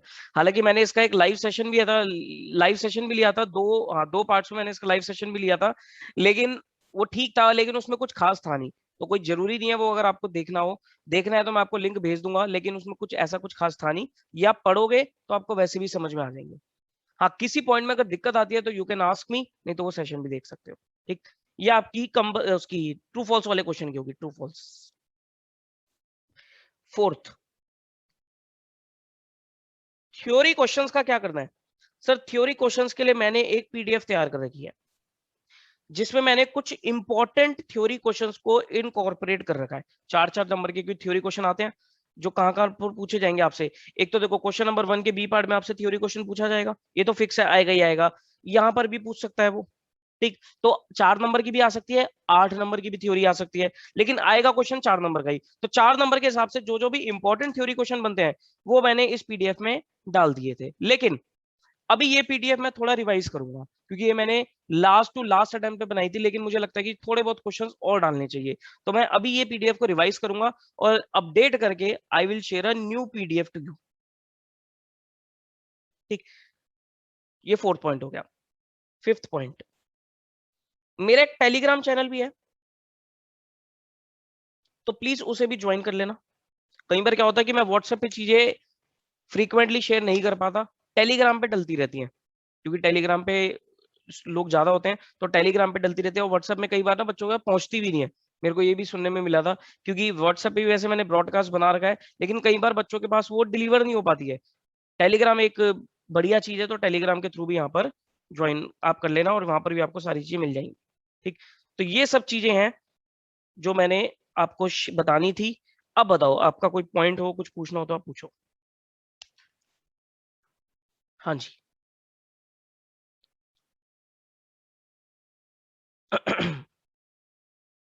बताइए, कुछ पूछना है किसी को? सर हाँ जी। सर, ये जो हमारे एग्जाम जो आप लोगे वो ऑफलाइन लोगे ऑनलाइन? ऑनलाइन ही होंगे बेटे। इसमें क्या होगा, इसमें मैं आपको क्वेश्चन पेपर सेंड करूंगा। अच्छा हाँ, ये आपने अच्छा क्वेश्चन पूछा कि सर ये जो टेस्ट होगा इसका होगा क्या, ये मतलब किस तरीके से टेस्ट कंडक्ट कराओगे। ये टेस्ट मैं आपको क्वेश्चन पेपर सेंड करूंगा, और उसके बाद इसके आंसर्स को मैं लाइव डिस्कस करूंगा आपके साथ। इसके आंसर्स को मैं लाइव आपके साथ डिस्कस करूंगा। इसकी आंसर शीट भी मैं तैयार कर लूंगा, वो आंसर शीट भी आपको दे दूंगा, और उसके बाद आप खुद उसे इवेल्युएट करोगे, सेल्फ इवेल्युएट करोगे। आप अपने क्वेरीज को मार्क करोगे और फिर उसके बाद मैं लाइव सेशन लेकर, मे बी जूम पे होगा या यूट्यूब पे होगा। ये जो टॉपिक वाइज टेस्ट है इसका तो जूम सेशन होगा क्योंकि ये तो प्राइवेट सेशन है, लेकिन ये जो फुल मॉक टेस्ट है इसका यूट्यूब लाइव रहेगा, लेकिन ये लाइव डिस्कस होंगे आपसे, कोई भी आपके मतलब माइंड में कोई क्वेरी नहीं रहेगी। तो इसलिए मैंने बोला कि अब आपका लाइव चीजें शुरू हो गई, अब आप हम कंटिन्यूअस किसी ना किसी चीज के लिए लाइव आते रहेंगे। ठीक, ट्रू फॉल्स की मैंने लाइव डिस्कशन कर ही ली थी, लेकिन थ्योरी क्वेश्चन की मेरी लास्ट टाइम रह गई थी, जो मैं नहीं कर पाया था टाइम की वजह से। इस बार मैं थ्योरी क्वेश्चन की भी लाइव डिस्कशन करूंगा, सो दैट आपके थ्योरी को, क्योंकि बच्चे पूछते रहते हैं कि सर थ्योरी का कुछ आंसर समझा दो या जो भी है, तो इसमें भी जो भी क्वेश्चन मैं बनाऊंगा उसकी भी लाइव डिस्कशन करूंगा। और टेस्ट की हम इस तरीके से करेंगे, क्वेश्चन पेपर में आपको भेजूंगा, आप उसे सॉल्व करोगे, आंसर शीट आपको मिलेगी, आप उसे इवेल्युएट करोगे, अपनी क्वेरीज मार्क करोगे, और फिर एक दिन बैठ के हम एक एक करके लाइव डिस्कशन करेंगे। ठीक है, और बताओ। भैया एमटीपी मतलब क्या होता है? एमटीपी मतलब मॉक टेस्ट। ठीक, ओके। एक और चीज इंपॉर्टेंट, पॉइंट नंबर 6, आपको करना क्या क्या है। अभी देखो, अभी आप क्या कर रहे हो, अभी आप लेक्चर्स कर रहे हो, मेरी बुक कर रहे हो, और आईसीआई स्टडी मटेरियल कर रहे हो। अच्छा, आईसीआई स्टडी मटेरियल कर रहे हो ना आप लोग साथ साथ, बोलो भाई। भैया सारे क्वेश्चन नहीं कर रहे। भाई साहब आईसीआई स्टडी मटेरियल जरूर करो, उसको मत छोड़ देना। हालांकि आईसीआई स्टडी मटेरियल के क्वेश्चन 90% तो आपको मेरी बुक में मिल जाएंगे। एक आध क्वेश्चन हो सकता है जो मुझे लगता था कि कुछ खास नहीं है, वो शायद मैंने ना इनकॉर्पोरेट किया हो, उसके अलावा मैंने कुछ और क्वेश्चन इनकॉर्पोरेट कर दिया हो, लेकिन आपको मिल जाएंगे। बट मैं आपको यही रिकमेंड करूंगा कि आप आईसीआई स्टडी मटेरियल जरूर करना है आपको, क्योंकि देखो इसमें क्या होता है, ये ना एक साइकोलॉजिकल चीज है आईसीआई स्टडी मटेरियल। अगर आप नहीं करके जाओगे ना आईसीआई स्टडी मटेरियल, अगर आपको किसी फ्रेंड ने बोल दिया कि भाई तूने स्टडी मटेरियल किया, और आप बोलोगे मैंने तो किया ही नहीं, वो कहेगा कि यार तू तो बेवकूफ है, वो तो बहुत जरूरी होता है। तो एक ना माइंड में साइकोलॉजिकल प्रेशर आ जाएगा कि यार स्टडी मटेरियल ही भूल गया मैं, तो होगा कुछ नहीं। आप क्लास में सारे क्वेश्चंस अगर कर दोगे, मेरी बुक के क्वेश्चंस कर लोगे, स्टडी मटेरियल कुछ नहीं लगेगा आपको। ठीक, लेकिन करना जरूर, उसके क्वेश्चंस को देखना जरूर है आपको। आंसर्स मत देखना स्टडी मैट के, क्योंकि स्टडी मैट के आंसर्स में थोड़ी बहुत एरर्स भी होते हैं, और मेरा कराने का तरीका, मैं थोड़ा इजीएस्ट वे में कराता हूँ, वहां पर थोड़ा कॉम्प्लिकेट कर देते हैं चीजों को, तो आंसर नहीं देखने, लेकिन ये जरूर देखने कि कोई क्वेश्चन ऐसा ना हो जो आपको लगे कि भाई स्टडी मटेरियल में अलग है और मैंने नहीं किया। ठीक, तो स्टडी मैट के आपको सारे क्वेश्चन करने पड़ेंगे, देखने जरूर है एक बार। ठीक, ये 3 चीजें तो आपको करनी है। अब आपके लिए एक नई चीज क्या है, आपको सर आरटीपीस करनी है। आरटीपी माने क्या होता है, आरटीपी मतलब होता है रिवीजन टेस्ट पेपर।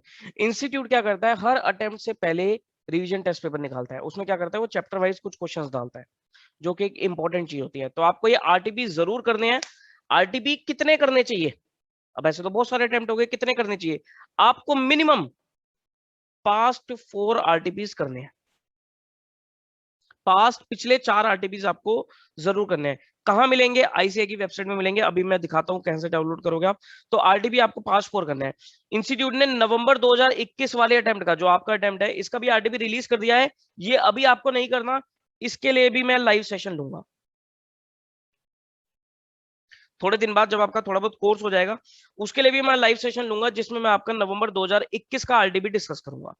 ठीक, बाकी पिछले 4 आरटीपी ये आप लोग खुद से करोगे। कोई पॉइंट आएगा, क्योंकि ये सॉल्व होते हैं, कोई पॉइंट आएगा, कोई क्वेरी आएगी, तो आप लोग मुझसे पूछोगे। ठीक, लेकिन इसके भी क्वेश्चन आपको मेरी बुक में मिल जाएंगे। ठीक, और क्या करना है आपको, आरटीपी हो गया,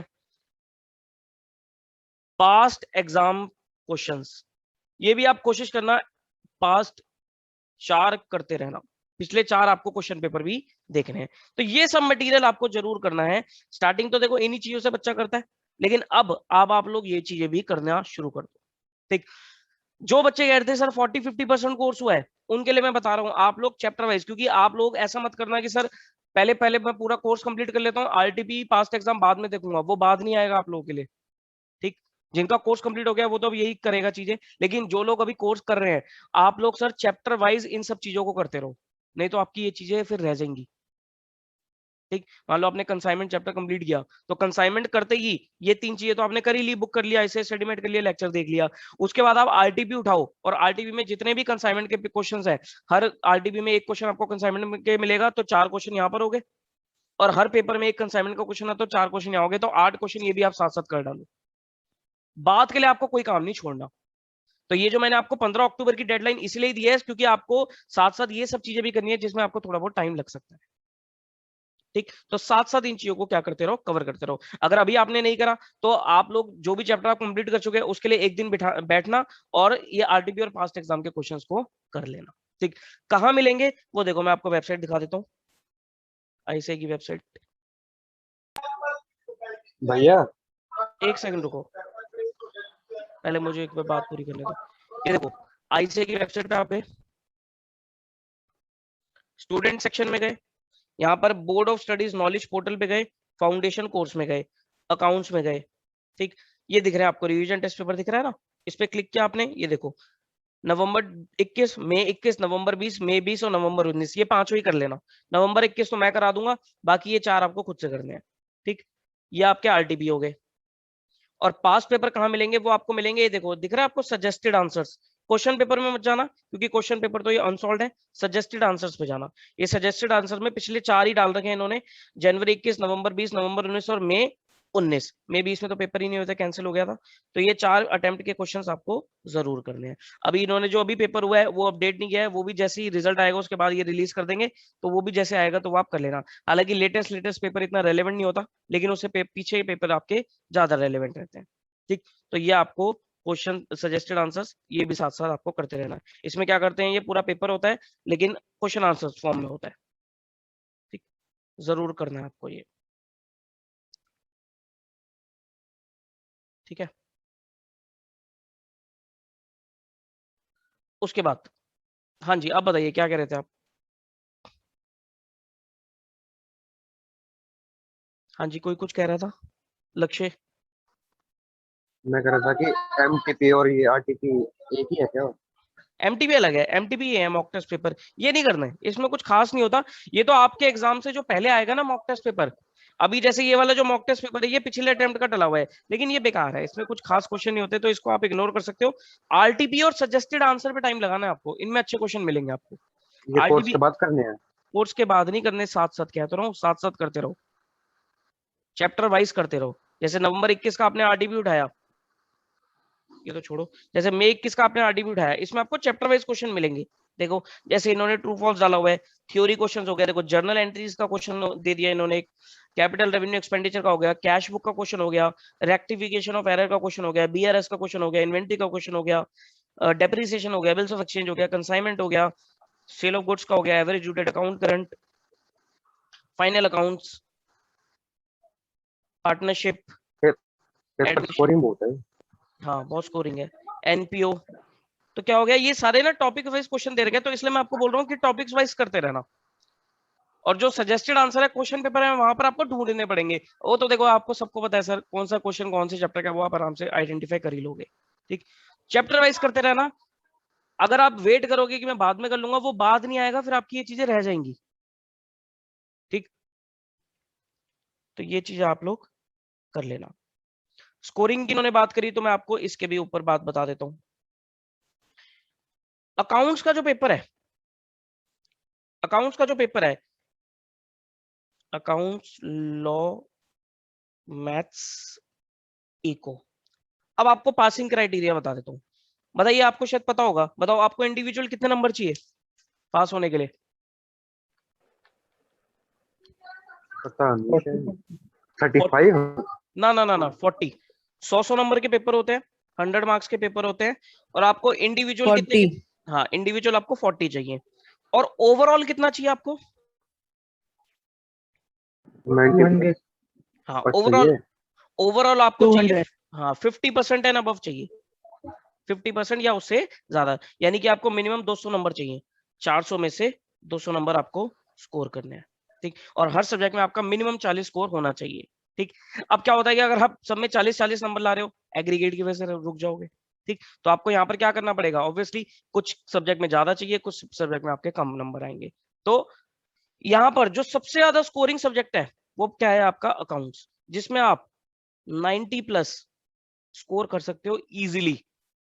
इजीली का मतलब ये नहीं है कि पढ़ाई नहीं करनी पड़ेगी, you have to do hard work, you have to do more practice, लेकिन आप 90+ इस पेपर में स्कोर कर सकते हो अगर आपका कंसेप्चुअल क्लैरिटी है। एक चीज ध्यान रखना, प्लीज प्लीज प्लीज कॉन्सेप्ट्स पर फोकस करो, कॉन्सेप्ट्स पर फोकस करो।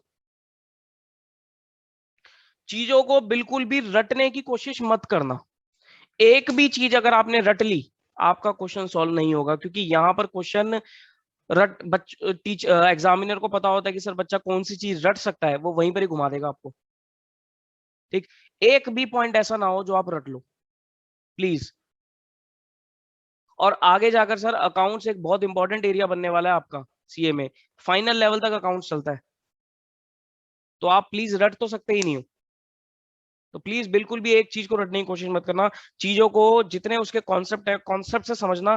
कॉन्सेप्ट एक बार आपने समझ लिया तो क्वेश्चन घुमा भी देगा ना, ट्विस्ट भी कर देगा, आप आराम से निकाल लोगे। थोड़ा देखो माइंड आपको लगाना पड़ेगा, मेहनत करनी पड़ेगी, लेकिन मेहनत तो देखो एक बार करोगे आपकी मेहनत आगे तक रंग लेके आएगी। और इस सब्जेक्ट में आप वीक हो भी नहीं सकते अकाउंट्स में, क्योंकि अगर अकाउंट्स में वीक होगे तो सीए बनने में ही खतरा है फिर तो, क्योंकि सीए का मेन काम अकाउंट से जुड़ा हुआ है। ठीक, तो आप इस सब्जेक्ट में 90+ लेके आ सकते हो, लेकिन अगर आप कॉन्सेप्ट से अच्छे से फोकस करो, मेहनत करोगे, आप 90+ लेकर आ सकते हो। बहुत सारे बच्चे 90+ लेके आते हैं। ये हो गया सबसे स्कोरिंग पेपर। उसके बाद इको भी आपका बहुत स्कोरिंग पेपर है। हालांकि मैथ्स और इको में आपको पता है सर नेगेटिव मार्किंग का भी चक्कर है, पता है ना सबको, नेगेटिव मार्किंग होती है इसमें। Yes sir. हाँ, नेगेटिव हाँ, मार्किंग हर क्वेश्चन के 0.25। हाँ, हर क्वेश्चन के आपका अगर आपने कोई क्वेश्चन गलत किया तो आपके 0.25 मार्क्स कट जाएंगे। इसका मतलब अगर आपके 4 क्वेश्चन गलत हैं तो बताओ कितने नंबर कट जाएंगे? 5 नंबर कट एक, जाएंगे। एक नहीं ना भाई, सॉरी 5 5 5 टोटल 5 नंबर कट जाएंगे। 4 नंबर तो वैसे ही कट गए, और एक नंबर आपका हाँ, एक उसका 0.25 के हिसाब से एक नंबर आपका एडिशनल कट जाएगा, तो यानी कि हर 4 क्वेश्चन गलत होने पे आपके 5 नंबर कटेंगे। ठीक, तो यहाँ पर एक थोड़ा सा ये ड्रॉबैक रहता है, लेकिन फिर भी बच्चा इको में स्कोर कर लेता है। इको में बच्चा सर 80+ तो मैंने देखा है बच्चा आराम से स्कोर कर जाता है, क्योंकि एक थोड़ा सा आसान सब्जेक्ट भी है, हर बच्चा पसंद भी करता है। इसमें एक तो सर बहुत ही बढ़िया सब्जेक्ट है जिसको बीसी के बोलते हैं, मेरे हिसाब से इससे आसान सब्जेक्ट क्या ही होगा, तो ये तो बहुत आसान सब्जेक्ट होता है बीसी के। ठीक, तो इस पे ये पेपर भी आपको 80+ दिला देगा। ये पेपर सर थोड़े से आपके लिए टिपिकल रह सकते हैं, लॉ और मैथ्स।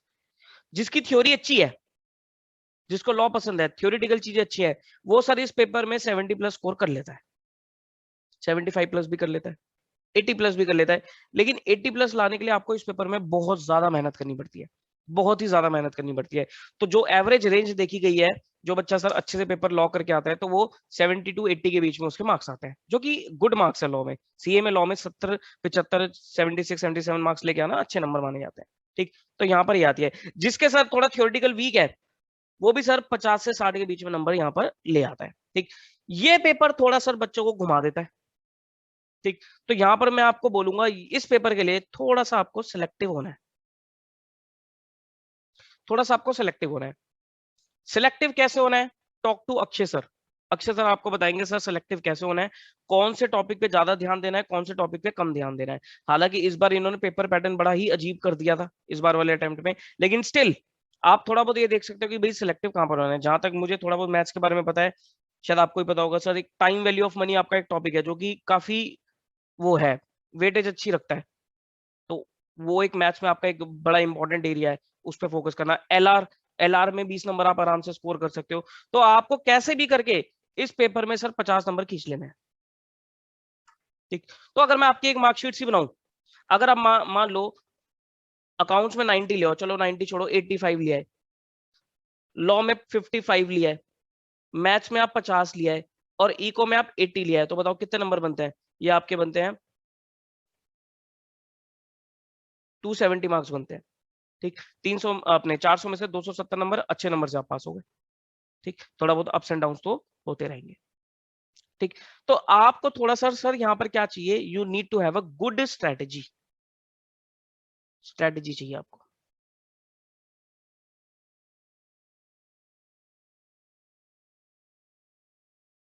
हाँ जी, समझ रहे हो सारे? Yes sir. ठीक है ना? तो ये तरीका है आपका। ये पेपर सर आपको सबसे ज्यादा नंबर दिलवाएगा अकाउंट्स, लेकिन मेहनत करनी पड़ेगी। ठीक, फिर इको भी दिलवा देगा। बाकी इनके लिए थोड़ा सा आपको स्ट्रेटेजी चाहिए, लॉ और मैथ्स के लिए। ठीक, अब एक बार बताओ, आपको कौन से सब्जेक्ट में थोड़ा सा, अब आप पढ़ भी रहे हो, आपको पता लग गया होगा, कौन से सब्जेक्ट में आपको थोड़ा सा लगता है कि यार ये दिक्कत वाला एरिया है? Sir maths. मुझे पहले मैथ्स, ठीक है। और कोई? अच्छा, कोई भैया मुझे पहले अच्छा, कोई बच्चा ऐसा है जो जिसको अकाउंट्स लगता हो दिक्कत वाला एरिया? हो भी सकता है। कोई है बच्चा जो कहता है सर अकाउंट्स थोड़ा दिक्कत वाला एरिया लग रहा है मुझे?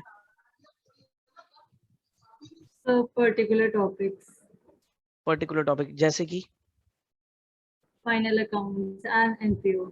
हाँ, एनपीओ तो देखो मैं मानता हूँ 15 टॉपिक है आपके अगर हैं तो उसमें एनपीओ एक टेढ़ा टॉपिक है, लेकिन आपको उसके क्वेश्चंस की प्रैक्टिस करनी पड़ेगी। फाइनल अकाउंट्स तो अगर आप प्रैक्टिस करोगे तो फाइनल अकाउंट तो शायद मेरे ख्याल से तो नहीं बनना चाहिए इतना टेढ़ा। किसी को लॉ मुझे लगता है? कंसाइनमेंट अजीब सा। कंसाइनमेंट तो बहुत आसान है, कंसाइनमेंट तो एक आसान सा चैप्टर है। मैंने अच्छा, पहली बार करा होगा, जल्दी वो लगा रहा हूं। सब नहीं पहली बार करा है भाई, ये है ही पहली बार। अच्छा, और किसी को लॉ लगता है कि सर लॉ एक मुझे टेढ़ा पहले है? बहुत यस सर। अच्छा, लॉ लग रहा है वंश। मुझे पहले लगता था बहुत। हाँ भाई साहब, लॉ के लिए मैं आपको एक स्ट्रेटजी बता देता हूँ। लॉ के लिए आपको ना खाली पढ़ने से काम नहीं बनेगा। क्या आप सब सोच रहे हो कि मैं सिर्फ पढ़ लूंगा? थियोरिटिकल तो है ही, देखो पढ़ने से काम नहीं बनेगा। You need to have a written practice, लिखना पड़ेगा, केस स्टडीज को ड्राफ्ट करना पड़ेगा। पेपर पूरा केस स्टडी बेस्ड आएगा। थियोरिटिकल क्वेश्चन नहीं आते हैं, मतलब डायरेक्ट क्वेश्चन नहीं आते हैं। रमन सर से पूछ लेना, डायरेक्ट क्वेश्चन नहीं आते हैं, केस स्टडी बेस्ड क्वेश्चन आते हैं। लेकिन वो केस स्टडी के आंसर कितने अच्छे आप लिखते हो तभी आपको मार्क्स मिलेंगे। इसलिए प्लीज राइटिंग प्रैक्टिस चाहिए आपको। ठीक है, तो लिख लिख के देखो चीजों को, मतलब केस स्टडीज को ड्राफ्ट कर करके देखो, सर से चेक कराओ कि सर मैं इस तरीके से आंसर लिख रहा हूँ। इंस्टीट्यूट का स्टडी मटेरियल रेफर करो, वहां से देखो कि वो क्या लैंग्वेज लिख रहा है। रटना नहीं है वो लैंग्वेज को, लेकिन वहां से कुछ कीवर्ड्स होते हैं जो आपको अपने आंसर में डालोगे तो आपको अच्छे नंबर मिल सकते हैं। ठीक, तो उसको थ्योरी समझ के सिर्फ किताब लेके मत बैठ जाना, बहुत बोर हो जाओगे और नंबर भी नहीं आने वाले। टॉपिक पढ़ो और लिखो। एक चीज मैं आपको बता देता हूँ। अच्छा, सेशन एंड हो रहा है, इसको दोबारा ज्वाइन कर लो, ठीक है? बस 10-15 मिनट और लूंगा मैं आपके, ज्यादा नहीं ले रहा क्योंकि अब काफी टाइम हो गया। 10-15 मिनट और लूंगा, तो ये सेशन को प्लीज रीजॉइन कर लो। ठीक है, मैं एंड कर रहा हूँ ये वाला।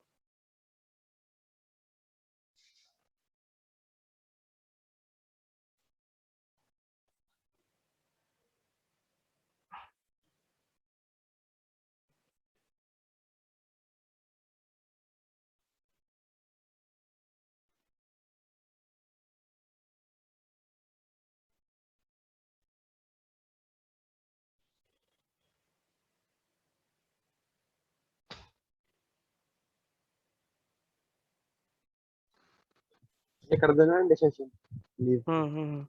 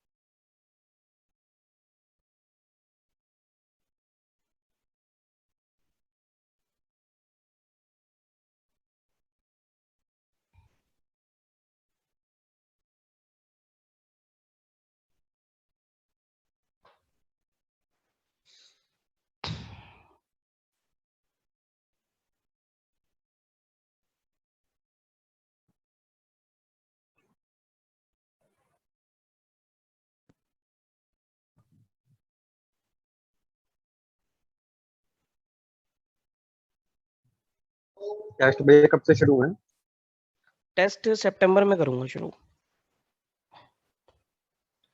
हाँ जी, तो मैं आपको क्या बता रहा था, मैं बता रहा था लॉ। तो देखो लॉ क्या है, लॉ आपका एक थ्योरेटिकल पेपर है, लेकिन अगर आप उसको कोर थ्योरी समझ लोगे और किताब उठा लोगे और उसको पढ़ते चले जाओगे तो आप बहुत ज्यादा बोर हो जाओगे, नंबर भी नहीं ला पाओगे। आपको उसमें चाहिए writing practice. You need to write case studies, case study based paper आएगा तो आपको केस स्टडीज को लिखना है और उसको फिर मैच करना है विद ICAI लैंग्वेज। ICAI की लैंग्वेज से आपको उसे टैली कर लेना है। ठीक, कि ICAI के जो कीवर्ड्स होते हैं ना, वो कीवर्ड्स आपके आंसर में प्रेजेंट होने चाहिए। मैं पहले लॉ भी पढ़ाता था, इसलिए मुझे थोड़ा लॉ के बारे में पता है। पहले लॉ भी लेता था मैं, छोड़ दिया मैंने वो। तो जो आपकी केस स्टडीज है, वो केस स्टडीज में आपका जो मतलब जो भी आप आंसर लिखोगे उसमें आपके कीवर्ड जरूर प्रेजेंट होने चाहिए, तब आपको जाकर कुछ अच्छे नंबर मिलेंगे लॉ में। ठीक, एक चीज और काम करना, अभी आपके पास टाइम है, प्लीज प्रिपेयर, और एक अच्छी हैबिट भी है ये, प्रिपेयर शॉर्ट नोट्स भैया। मैं एटलीस्ट। अब कब बनाने लग गया। मेरी पूरी बात कंप्लीट होने दो। एटलीस्ट फॉर थ्योरी सब्जेक्ट, ठीक, आपको थ्योरी सब्जेक्ट के लिए सर शॉर्ट नोट जरूर बनाने चाहिए। ये आपको आगे जाके इतनी ज्यादा मदद करेंगे, मतलब आप कहते हैं ना कि थ्योरी सब्जेक्ट से जो घबराहट होती है ना, वो आपकी सारी खत्म हो जाएगी। अभी तो ठीक है, आपका लॉ एक 60 नंबर का पेपर है, आगे जाके 100 नंबर का पेपर होने वाला है लॉ। एक ऑडिट भी आएगा आपके पास 100 नंबर का पेपर, एक EIS भी आएगा आपके पास 100 नंबर का पेपर, थ्योरेटिकल है वो। फाइनल में भी आपके पास कुछ थ्योरेटिकल पेपर आएंगे। तो प्लीज अगर आप एक अभी हैबिट डालोगे ना कि मैं थ्योरी में शॉर्ट नोट्स बनाऊंगा, तो वो आगे जाके आपको बहुत ज्यादा मदद करेंगे। शॉर्ट नोट्स कैसे बनते हैं, वो जैसे आपने पढ़ा, लेट्स से कॉन्ट्रैक्ट एक्ट आप पढ़ रहे हो, तो ऐसा नहीं है सर आपको कहीं से कॉपी करने हैं शॉर्ट नोट्स, नहीं, आपको अपनी लैंग्वेज में लिखने हैं। जैसे आपने क्वेश्चन सेक्शन नंबर 16 पढ़ा, आई थिंक, पता नहीं किसका था, शायद क्वेश्चन वगैरह का, तो नहीं उसका था ये मिसरिप्रेजेंटेशन या जो भी है, जो भी आपने पढ़ा, तो आपने क्या करा, आपने यहाँ पर लिखा कि भाई सेक्शन नंबर 16 क्या कहता है, उसमें क्या क्या टॉपिक्स हैं, उसमें सर मीनिंग है, उसके सर अपना एक्सेप्शंस है, उसमें अगर कोई पेनल्टीज है वो है, उसके रेमेडीज है वो है, ये सब चीजें। तो आपने इसके बारे में लिख दिया कि मीनिंग क्या होता है, अपनी लैंग्वेज में लिखो, एक्सेप्शन अपनी लैंग्वेज में लिखो, शॉर्ट पॉइंट्स लिखो, सो दैट कि जब भी आप रिवाइज करने लगो तो आप पूरी की पूरी आपको मोटी बुक ना उठानी पड़े, क्योंकि उसको देख के ही बच्चा डर जाता है कि यार इसको दोबारा पढ़ना पड़ेगा। तो आप जब भी रिवाइज करोगे, जब भी आप फ्री बैठोगे और फटाफट आपको क्विक रिवीजन देनी है, तो ये चीजें जो होती है ना आपको बहुत मदद करेंगी। और अभी देखो, अगर भैया आप सुनो, अभी अगर आप आलस कर गए तो फिर सर आप पछताओगे बहुत। तो प्लीज इस चीज में आलस मत करना, एक बार आपको टाइम जरूर लगेगा, मेहनत जरूर लगेगी, लेकिन एक बार अगर आपने मेहनत लगा ली ना, तो आगे जाकर सीरियसली आप खुद मुझे बोलोगे सर आपने बहुत अच्छा आइडिया दिया है, तो आपको बहुत बेनिफिट मिलेगा इससे। तो प्लीज इसकी आदत डाल लो, शॉर्ट नोट्स बनाओ थ्योरी पेपर की जरूर। आप हर सब्जेक्ट के बना सकते हो, वो तो एक बहुत अच्छी बात है, लेकिन थ्योरी के तो जरूर बनाना चाहिए, क्योंकि थ्योरी में आपको कंटेंट याद रखना पड़ता है, चीजें याद रखनी पड़ती है। प्रैक्टिकल में भी लोग बना लेते हैं, लेकिन प्रैक्टिकल में क्या होता है, क्वेश्चन ज्यादा होते हैं, तो इतना कोई दिक्कत वाली बात होती नहीं है। लेकिन यहाँ पर क्या है सर, आपको याद रखनी पड़ेंगी चीजें, लेकिन याद कब, कितना याद रखोगे, जितना चीजों को लिख लेता है ना इंसान, उतना चीजें याद रहती हैं। तो उसको शॉर्ट नोट बनाओ, शॉर्ट नोट बुलेट फॉर्म में बना लो, चार्ट फॉर्म में बना लो, डायग्राम में बना लो। कहीं पर आपको हिंदी में कोई चीज लिखनी है तो आप हिंदी में लिख लो, इंग्लिश में लिखनी है, हिंदी प्लस इंग्लिश करके लिखनी है तो वैसे लिख लो, मतलब जैसे आप कंफर्टेबल हो, वो ऐसे होने चाहिए कि आपको समझ में आ जाए, किसी और को समझ में आए ना आए, लेकिन आपको समझ में आना चाहिए कि आप कभी भी उठाओ तो आपको एक पता लग जाए कि हाँ ये कंसेप्ट ये कहता था, कि 2 मिनट के अंदर अंदर आप सेक्शन 16 को रिवाइज कर दो। इतने प्रिसाइजली आपके नोट्स होने चाहिए। ठीक है, अब बताओ भाई क्या कह रहे थे। हाँ जी, अच्छा कोई बनाता है आप में से शॉर्ट नोट्स, कोई बना रहा है? हाँ भैया, लोग के बनाता हूँ, अब बनाने लग गया, जब से आपने कही थी ना, मुझे जब बनाने लगा हूँ मैं। और कोई बना रहा है आप में से? अब तो बहुत आसान लगने लगी, तो सर कमाने कही थी। हाँ जी, और कोई बना रहा है? अच्छा, आपने कभी पहले बनाया है किसी ने, 12th में BST वगैरह में बनाए हो या कुछ? यस। हाँ, तो देखो जैसे आपने पहले बनाए होंगे ना, तो आपको खुद पता होगा सर वो बनाने से कितना आसान हो जाता है चीजें, तो यहाँ भी बनाओ। क्योंकि देखो यहाँ पर क्या है, सेक्शंस हैं, आपको याद रखने पड़ेंगे। प्रोविजन है लॉ में, तो क्या होता है भाई, एक्ट है, प्रोविजन है, आप क्या करोगे, उसका कोई कॉन्सेप्ट थोड़ी ना है, वो तो आपको प्रोविजन याद करना पड़ेगा। अगर किसी में लिखा है कि भाई इतनी पेनल्टी है, तो वो पेनल्टी उतनी ही है, उसको याद करना पड़ेगा। किसी में लिखा है कि इतनी टाइम लिमिट है, तो वो टाइम लिमिट उतनी है, याद करनी पड़ेगी। लेकिन याद कब तक करोगे, ऐसे बहुत सारी मिक्स हो जाती है, कंफ्यूज हो जाते हैं। तो लिख लो चीजों को, शॉर्ट नोट्स बना लो, समझ रहे हो मेरी बात? ठीक, तो ये चीजें आप लोगों को करनी चाहिए। ठीक, चलो, तो अब मैं आपका ज्यादा टाइम नहीं वेस्ट करूंगा, मैं आपको टेस्ट शेड्यूल बता देता हूँ कि टेस्ट, ये आप नोट कर लेना, टेस्ट शेड्यूल कि आपके जो 7 टेस्ट होने हैं उसमें कौन कौन से टॉपिक होंगे। टेस्ट नंबर 1 जो होगा, डेट नहीं बता रहा, डेट मैं आपको व्हाट्सएप के थ्रू कन्वे कर दूंगा। टेस्ट नंबर 1 जो होगा उसमें we will have BRS, depreciation, average due date, short में लिख दूं, समझ जाओगे ना, या पूरा लिख दूं? चलो पूरा लिख देता हूं। Average due date,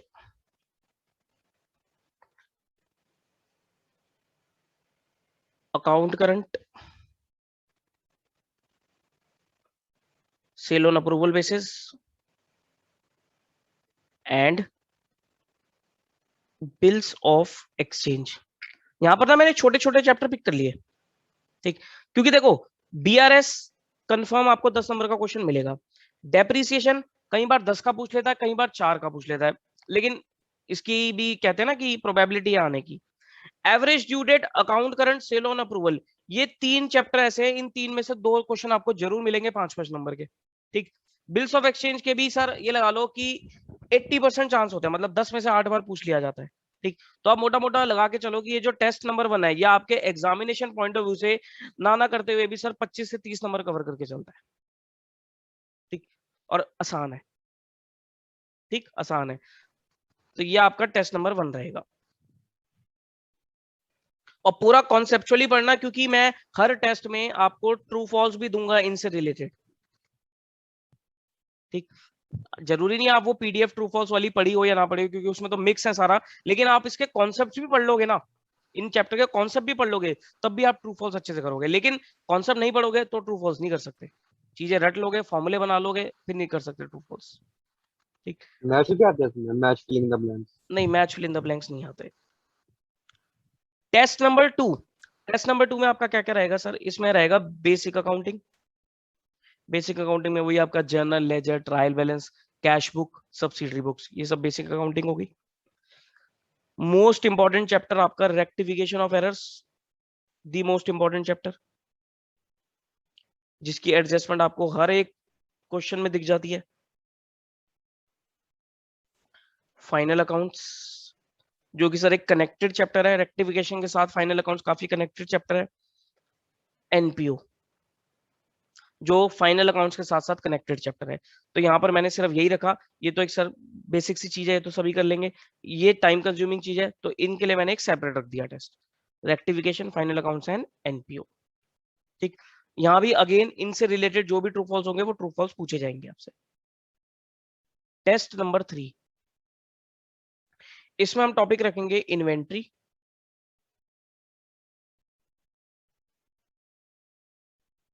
consignment, share capital, debentures, plus इससे related true false. Inventory, consignment, share capital, debenture and इससे related true false. Test number 4, इसमें आपका होगा पार्टनरशिप, थ्योरी एंड उससे रिलेटेड ट्रू फॉल्स। पार्टनरशिप एक बड़ा टॉपिक है, इसमें 5-6 तो सब टॉपिक्स हैं, तो ये इसमें लेक्चर भी मेरे ख्याल से मेरे 8 लेक्चर्स हैं, तो पार्टनरशिप एक टाइम कंज्यूमिंग टॉपिक है। थ्योरी की तब तक मैं ना PDF भी अपडेट कर दूंगा टेस्ट 4 तक, तो ये आपका एक थ्योरी हो जाएगा एंड इससे रिलेटेड ट्रू फॉल्स हो गए आपके, ठीक। ये आपका टेस्ट रहेगा। टेस्ट कितने नंबर का होगा सर? जो आपका टेस्ट होगा वो सर 80 to 100 मार्क्स का होगा, 80 नंबर का या 100 नंबर का, और टाइम जो रहेगा वो 2.5 से 3 घंटे के बीच में रहेगा। अगर 80 का होगा तो 2 से 2.5 घंटे के बीच में होगा, और अगर 100 नंबर का होगा तो वो 3 घंटे का होगा, ठीक। अभी ये मत सोचना कि सर इतने सारे कम टॉपिक्स में भी आप 100 नंबर का बना दोगे, आराम से बन जाएगा। भाई मुझे तो आपको बेस्ट से बेस्ट क्वेश्चन देना है ना, एग्जाम में चाहे एक आएगा, लेकिन आप हर बेस्ट क्वेश्चन को कर जाओ, वो आपको दे दूंगा मैं आपको, ठीक। और जो टेस्ट 5, 6, 7 होंगे, बाकी के 3 टेस्ट होंगे, वो तो फुल कोर्स के होंगे, वो पूरा एग्जाम पैटर्न के हिसाब से होंगे जैसा एग्जाम होता है, ठीक है।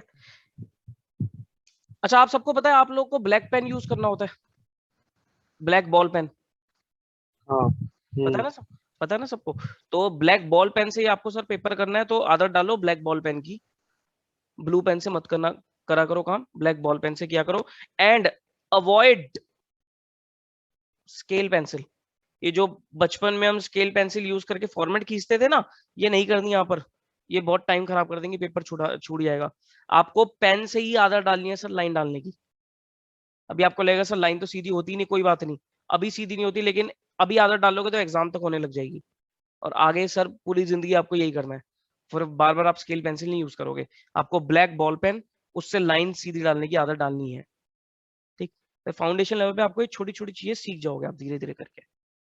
ठीक, नीट एंड क्लीन, आपको थोड़ा अपनी हैंड राइटिंग पे भी वर्क करना चाहिए। जिसकी हैंड राइटिंग खराब है, थोड़ा नीट एंड क्लीन बनाओ, अपनी हैंड राइटिंग को सुधारो। पेपर जितना अच्छा होगा, एग्जामिनर को जितना अच्छा दिखेगा पेपर, उतना ही वो खुश होएगा और उतना अच्छे से आपका पेपर चेक करेगा। ये आप कीड़े मकोड़े मारोगे यार, गंदे तरीके से पेपर करोगे, एग्जामिनर फ्रस्ट्रेट हो जाएगा। मेरे पास भी पेपर चेकिंग के लिए आती है सर, मुझे पता है सर, बच्चे जो कीड़े मकोड़े मारते हैं, मन ही नहीं करता पेपर चेक करने का, क्या करूं। और जो सजा सजा के लिख रहा है, हालांकि गलत कर रहा है, लेकिन मन करता है उसका पेपर पढ़ने का। ठीक है, तो आपको साफ सुथरा पेपर करना है, अपनी हैंड राइटिंग पे भी आपको वर्क कर लेना है। ठीक है, अब बताओ भाई, मेरे तरफ से सारे पॉइंट्स कवर हो गए हैं, अगर आपका कोई पॉइंट है तो यू कैन आस्क। मैं कह रहा था, आप इससे पहले वो भी लोगे यूट्यूब पे लाइव सेशन रिवीजन का? वो मैं लूंगा, अभी पहले आप लोगों के टेस्ट लूंगा, वो मैं बीच में एक बार ना, वो मेरे को टॉपिक वाइज बनाने हैं, तो जैसे जैसे होंगे वो मैं आपको अपडेट करता रहूंगा, वो हो जाएंगे लाइव। वो लाइव भी होंगे, अगर लाइव आप नहीं भी अटेंड कर पाओगे तो रिकॉर्डेड भी देख लेना, उसमें कोई दिक्कत नहीं है। ओके। और ये जो टेस्ट फॉर में जो पार्टनरशिप है, ये सब वही है 12th वाली पार्टनरशिप? हाँ, कुछ एक दो चीजें नहीं है, जैसे 12th में आपने ज्वाइंट लाइफ पॉलिसी नहीं पढ़ा था, जेएलपी नहीं पढ़ा था, यहाँ पर जेएलपी भी पढ़ोगे आप। बाकी 12th में आपने डिसोल्यूशन पढ़ लिया था, यहाँ डिसोल्यूशन नहीं है, यहाँ पर डिसोल्यूशन डिटेल, हाँ डिटेल में इंटर में है। 12th में तो आपने ऊपर से पढ़ा था, यहाँ इंटर में आपका काफी डिटेल में आ जाएगा। ओके। हाँ जी, और बताइए भाई, अश्विनी, जया, नंदिनी, निखिल, परवीन, वंश, युवराज, कोई पॉइंट हो, कुछ पूछना हो?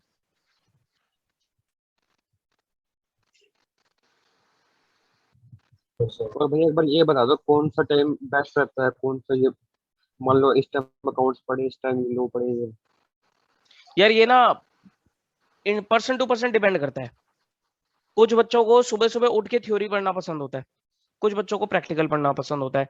मैं तो सर अपने टाइम पे, मैं अपना बता देता हूँ कि मैं क्या करता था। मैं सुबह जल्दी उठता था। अच्छा, एक और चीज, ये तो मैंने डिस्कस करी नहीं, आप में से कितने ऐसे बच्चे हैं जो लेट नाइट पढ़ते हैं? मैं पढ़ता हूँ 11 बजे तक, 10:30 11। नहीं नहीं, लेट नाइट का मतलब ये है कि जो बैठते ही 11 बजे और लेट नाइट 2 3 4 बजे तक पढ़ते हैं, है कोई नहीं ऐसा? नहीं, इतना नहीं। नहीं होते हैं ऐसे बच्चे, बताइए कोई है ऐसा बच्चा? Yes sir. एक मेरे पास कल किसी बच्चे के डाउट आ रहे थे रात को 2 बजे, पता नहीं, अच्छा वो सीएम में का था, ठीक है चलो। 2 बजे? हाँ 2 बजे डाउट आ रहा था, हालांकि मैं जगह हुआ था तो मैंने उसको जवाब दे दिया था। तो चलो जो भी है, देखो मैं आपको एक चीज बताता हूँ, लेट नाइट पढ़ना बुरी बात नहीं है, लेकिन ये कोई अच्छी बात भी नहीं है। आप प्लीज, अगर कोई लेट नाइट पढ़ता हो ना, उसको अवॉइड करना शुरू कर दो। आप ना सुबह जल्दी उठ के पढ़ना की आदत डालो, 6 बजे 5 बजे। एक बार आपने आदत डाली, थोड़ा तकलीफ होगी इस चीज में कि भाई 6 बजे उठना है, 5 बजे उठ के पढ़ना है, थोड़ा तकलीफ होगी, लेकिन एक बार आपकी आदत अगर डल गई, जिंदगी सुधर जाएगी आपकी। क्योंकि लेट नाइट सर कुछ नहीं होता, सुबह सुबह अर्ली मॉर्निंग अगर आप पढ़ लोगे ना, सीरियसली कह रहा हूँ, मजा आ जाएगा आपको। और अब बात आती है कि सर हमें उठते ही सबसे पहले क्या करना चाहिए। देखो मैं तो ये मानता हूँ, उठते ही सबसे पहले वो पेपर पढ़ो जिसमें आपको सबसे ज्यादा दिक्कत होती है। जैसे आपको लेट से मैथ्स में दिक्कत है, तो उठते ही सर आपने फिक्स कर लो कि मेरे को सुबह उठते ही 6 बजे से लेकर 8 बजे तक 2 घंटे मैथ्स पढ़नी है, फिक्स कर दिया आपने। या लॉ में दिक्कत होती है कि मैं सुबह उठते ही 6 बजे से 8 बजे तक, 7:30 बजे तक 1.5 से 2 घंटे लॉ पढ़ूंगा ही पढ़ूंगा। क्योंकि सुबह सुबह उठते अगर आप, एक मिनट, सुबह सुबह उठते ही अगर आपने उस पर वर्क कर लिया ना, वो दिक्कत ही खत्म हो जाएगी आपकी। ठीक, उसके बाद आपका दिन है पूरा, जो मर्जी पढ़ते रहो, अकाउंट्स पढ़ो, इको पढ़ो, वो आप अपना शेड्यूल बना लो। ठीक, और अगस्त तक देखो, अगस्त अब खत्म हो गया, अब तक आपने जैसे मर्जी पढ़ना था पढ़ लिया, लेकिन सितंबर अक्टूबर नवंबर, ये 3 महीने सर अपनी जी जान लगा देना प्लीज। मैं नहीं चाहता सर कोई बच्चा रुके, मैं चाहता हूँ सर सब बच्चे पास हों, अच्छे नंबर से पास हो। जी जान लगा देना, नहीं तो बाद में आप पछताओगे। 1-1.5 महीना और खराब कर दिया ना, फिर आप बोलोगे सर मेरी तैयारी नहीं हो पाई, मैं ठीक से पढ़ नहीं पाया, फिर आप परेशान रहोगे प्लीज। तो ये 3 महीने आपके पास, और 3 महीने बहुत होते हैं। कोई बच्चा बिल्कुल स्क्रैच से भी शुरू करेगा, अभी बिल्कुल जस्ट स्टार्ट करेगा, वो भी 3 महीने अगर जी जान लगा देगा तब भी वो अच्छे नंबर से पास हो जाएगा। यही अगर आप मेरे को 1-1.5 महीना और आपने खराब कर दिया, फिर बोलोगे सर अब मैं जस्ट स्टार्ट करूँ तो क्या करूंगा, फिर तो मैं उस बच्चे को यही बोलूंगा भाई साहब अटेम्प्ट छोड़ देना, अगला अटेम्प्ट देना। ठीक है, तो 3 महीने भी आपके पास है पूरे। अगर आप बिल्कुल जस्ट 0 से भी शुरू करोगे ना, तब भी आप अच्छे नंबर से पास हो सकते हो। लेकिन आपको सर मेहनत करनी पड़ेगी। पढ़ाई में आपको कम से कम नहीं तो सर 10 घंटे आपको डिवोट करने पड़ेंगे। अब सितंबर, अक्टूबर, नवंबर, ये 3 महीने आपको सीए की स्टडी को 10 घंटे मिनिमम देने ही देने हैं। मिनिमम है ये 10 घंटे। आगे जाके जब एग्जाम और पास आ जाएंगे, जब 1 महीना रह जाएगा, तो ये 10 घंटे 12 से 13 घंटे में भी कन्वर्ट हो जाएंगे। पेपर दिल्ली में होंगे क्या? नहीं, ऐसा नहीं है।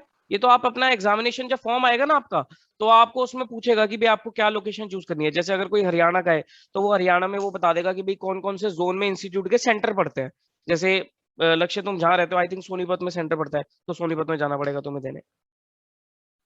पानीपत में जा सकते हो, मतलब आपके लोकेशन के आसपास ही होंगे, क्योंकि इंस्टीट्यूट के सेंटर हर जगह अवेलेबल है। रिमोट एरियाज में नहीं है, लेकिन हर बड़े शहर में अवेलेबल है। ठीक, तो मैं कहता 10 घंटे मिनिमम, और मैक्सिमम फिर आपको एग्जाम टाइम में 12-13 घंटे भी देने पड़ेंगे। लेकिन 10 घंटे से कम अगर आप स्टडी निकालोगे, कहीं ना कहीं सेक्रीफाइस करोगे अपनी पढ़ाई को। ठीक, ये 10 घंटे क्लास मिला के ही है, ऐसा नहीं कि 10 घंटे सेल्फ स्टडी है, ये क्लास मिला के ही है। ठीक, क्लास भी देखनी है इसमें आपको, और रिविजन भी करना है। बोलो भाई, क्लियर है सबको? अब प्लीज एक बार सब अपने माइक ऑन कर दो और बता दो सब क्लियर है। Yes sir. Yes sir. Session पसंद आया? Yes sir. बढ़िया। Yes sir. चलो गुड, ऑल द बेस्ट। अच्छे से तैयारी करो, कोई दिक्कत परेशानी आए तो मैं हूं आपके साथ। और देखो सर, मैं उन टीचर में से नहीं हूं, मैं आपको पहले बोल देता हूं कि सर मैंने अपना कोर्स दिया आपको, आपने मुझे फीस दी, काम खत्म। नहीं, मैं उन बच्चों में से, उन टीचर में से नहीं हूं। मैं उन टीचर में से हूं जो बहुत ज्यादा आपको परेशान कर देंगे एग्जाम तक। परेशान इन द सेंस ये नहीं है कि सर आपको जवाब नहीं दे रहा, परेशान का मतलब ये है कि आपको, मतलब आप मुझसे इरिटेट हो जाओगे। इरिटेट ये हो जाओगे सर, आप तो हर 2 दिन बाद ये पूछते हो कहाँ पहुंचा, कहाँ पहुंचा, कहाँ पहुंचा, कितना कर लिया, आप कितना कर पूछते हो लिया, आप। ये मेरी आदत है। ये बहुत शोर आ रहा है, प्लीज इसे बंद करो। हाँ, मेरी आदत देखो, चाहे तुम इसे गंदी आदत मानो, चाहे तुम इसे अच्छी आदत मानो, मेरी आदत ये है कि मैं बच्चे को, मतलब कहते हैं ना, उसको मतलब उसको इरिटेट कर दूंगा अच्छी तरीके से, कि भाई अगर मान लो तुम्हारे किसी टेस्ट में नंबर कम आए, तो मैं तुम्हारे पीछे पड़ जाऊंगा नंबर क्यों कम आए। ठीक है, तो हाँ, मतलब मेरा टारगेट ये है कि मेरा हर बच्चा अकाउंट्स में 90+ लेकर आएगा ही आएगा। मेरा ये टारगेट है। देखो, मैं अपनी तरफ से जितने एफर्ट लगा दूंगा वो लगा दूंगा, लेकिन सर कई बच्चे ऐसे भी होते हैं जो सर मेरे जितने मर्जी एफर्ट लगा दो, लेकिन उनको सुधरना ही नहीं है, फिर वो नंबर नहीं ला सकते। होते हैं सर, हर तरीके के बच्चे होते हैं। ठीक, मैं एफर्ट लगाऊंगा और आप मेरा साथ दोगे, समझ लेना सर आपका फाउंडेशन क्लियर है और आप अच्छे नंबर से क्लियर है। सिर्फ क्लियर नहीं है, अच्छे नंबर से क्लियर है। अकाउंट्स में आपको मेरिट का सर्टिफिकेट भी मिल जाएगा। मेरे ही नवंबर 2019 में एक बच्चे के 99 मार्क्स आए थे अकाउंट्स में। उस बच्चे का 99 मार्क्स आने का रीजन यही था, क्यों? क्योंकि सर उसने क्या करा, मैं तो बहुत ही सपोर्ट करता ही करता था उसे, लेकिन वो खुद भी इंटरेस्ट लेता था, वो खुद भी एक्टिवली पार्टिसिपेट करता था चीजों को, माइंड लगाता था। मतलब उसका जो लेवल ऑफ थिंकिंग था ना, वो इतना ब्रिलियंट था कि जहां जो चीज मैं भी नहीं सोच पाता था वो सोचता था। कॉन्सेप्ट स्ट्रांग थे। कॉन्सेप्ट, वो पढ़ता ही कॉन्सेप्ट था। वो कहता था सर अगर मेरे पास 10 क्वेश्चन है ना, और मतलब उसके इतने स्ट्रॉन्ग कॉन्सेप्ट थे, वो कहता था सर 10 क्वेश्चन में मैं 2 भी कर लूंगा ना, तो समझ लो मैं 8 के 8 क्वेश्चन भी कर जाऊंगा आराम से।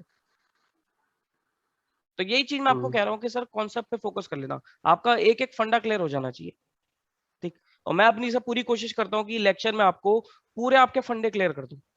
कोई भी ऐसा कॉन्सेप्ट ना हो जो आपको रटने की जरूरत पड़ जाए या जो आपको थोड़ा टफ लगे। ठीक है, एक आध टॉपिक जरूर होता है जो सर थोड़ा सा टफ होता है, हर चीज आसान भी नहीं हो सकती। कुछ टॉपिक टफ होंगे, कुछ में आपको माइंड ज्यादा लगाना पड़ेगा। ठीक, लेकिन फंडे आपके सारे क्लियर होंगे और हर चीज लॉजिक से होगी। ठीक है, चलो फिर अब मैं सेशन एंड कर रहा हूँ। आई होप आपको सेशन पसंद आया होगा और ऑल द वेरी बेस्ट। अच्छे से तैयारी करो, कोई दिक्कत परेशानी आए तो मुझे बताना, ठीक है, और रेडी रहना। अब मैं आपके जल्दी आपको डेट दे दूंगा, टेस्ट स्टार्ट हो जाएंगे और अच्छे से तैयारी करनी है आपको, ठीक है। चलो, all the very best, bye bye, take care of yourself and good night. Good night. Good night.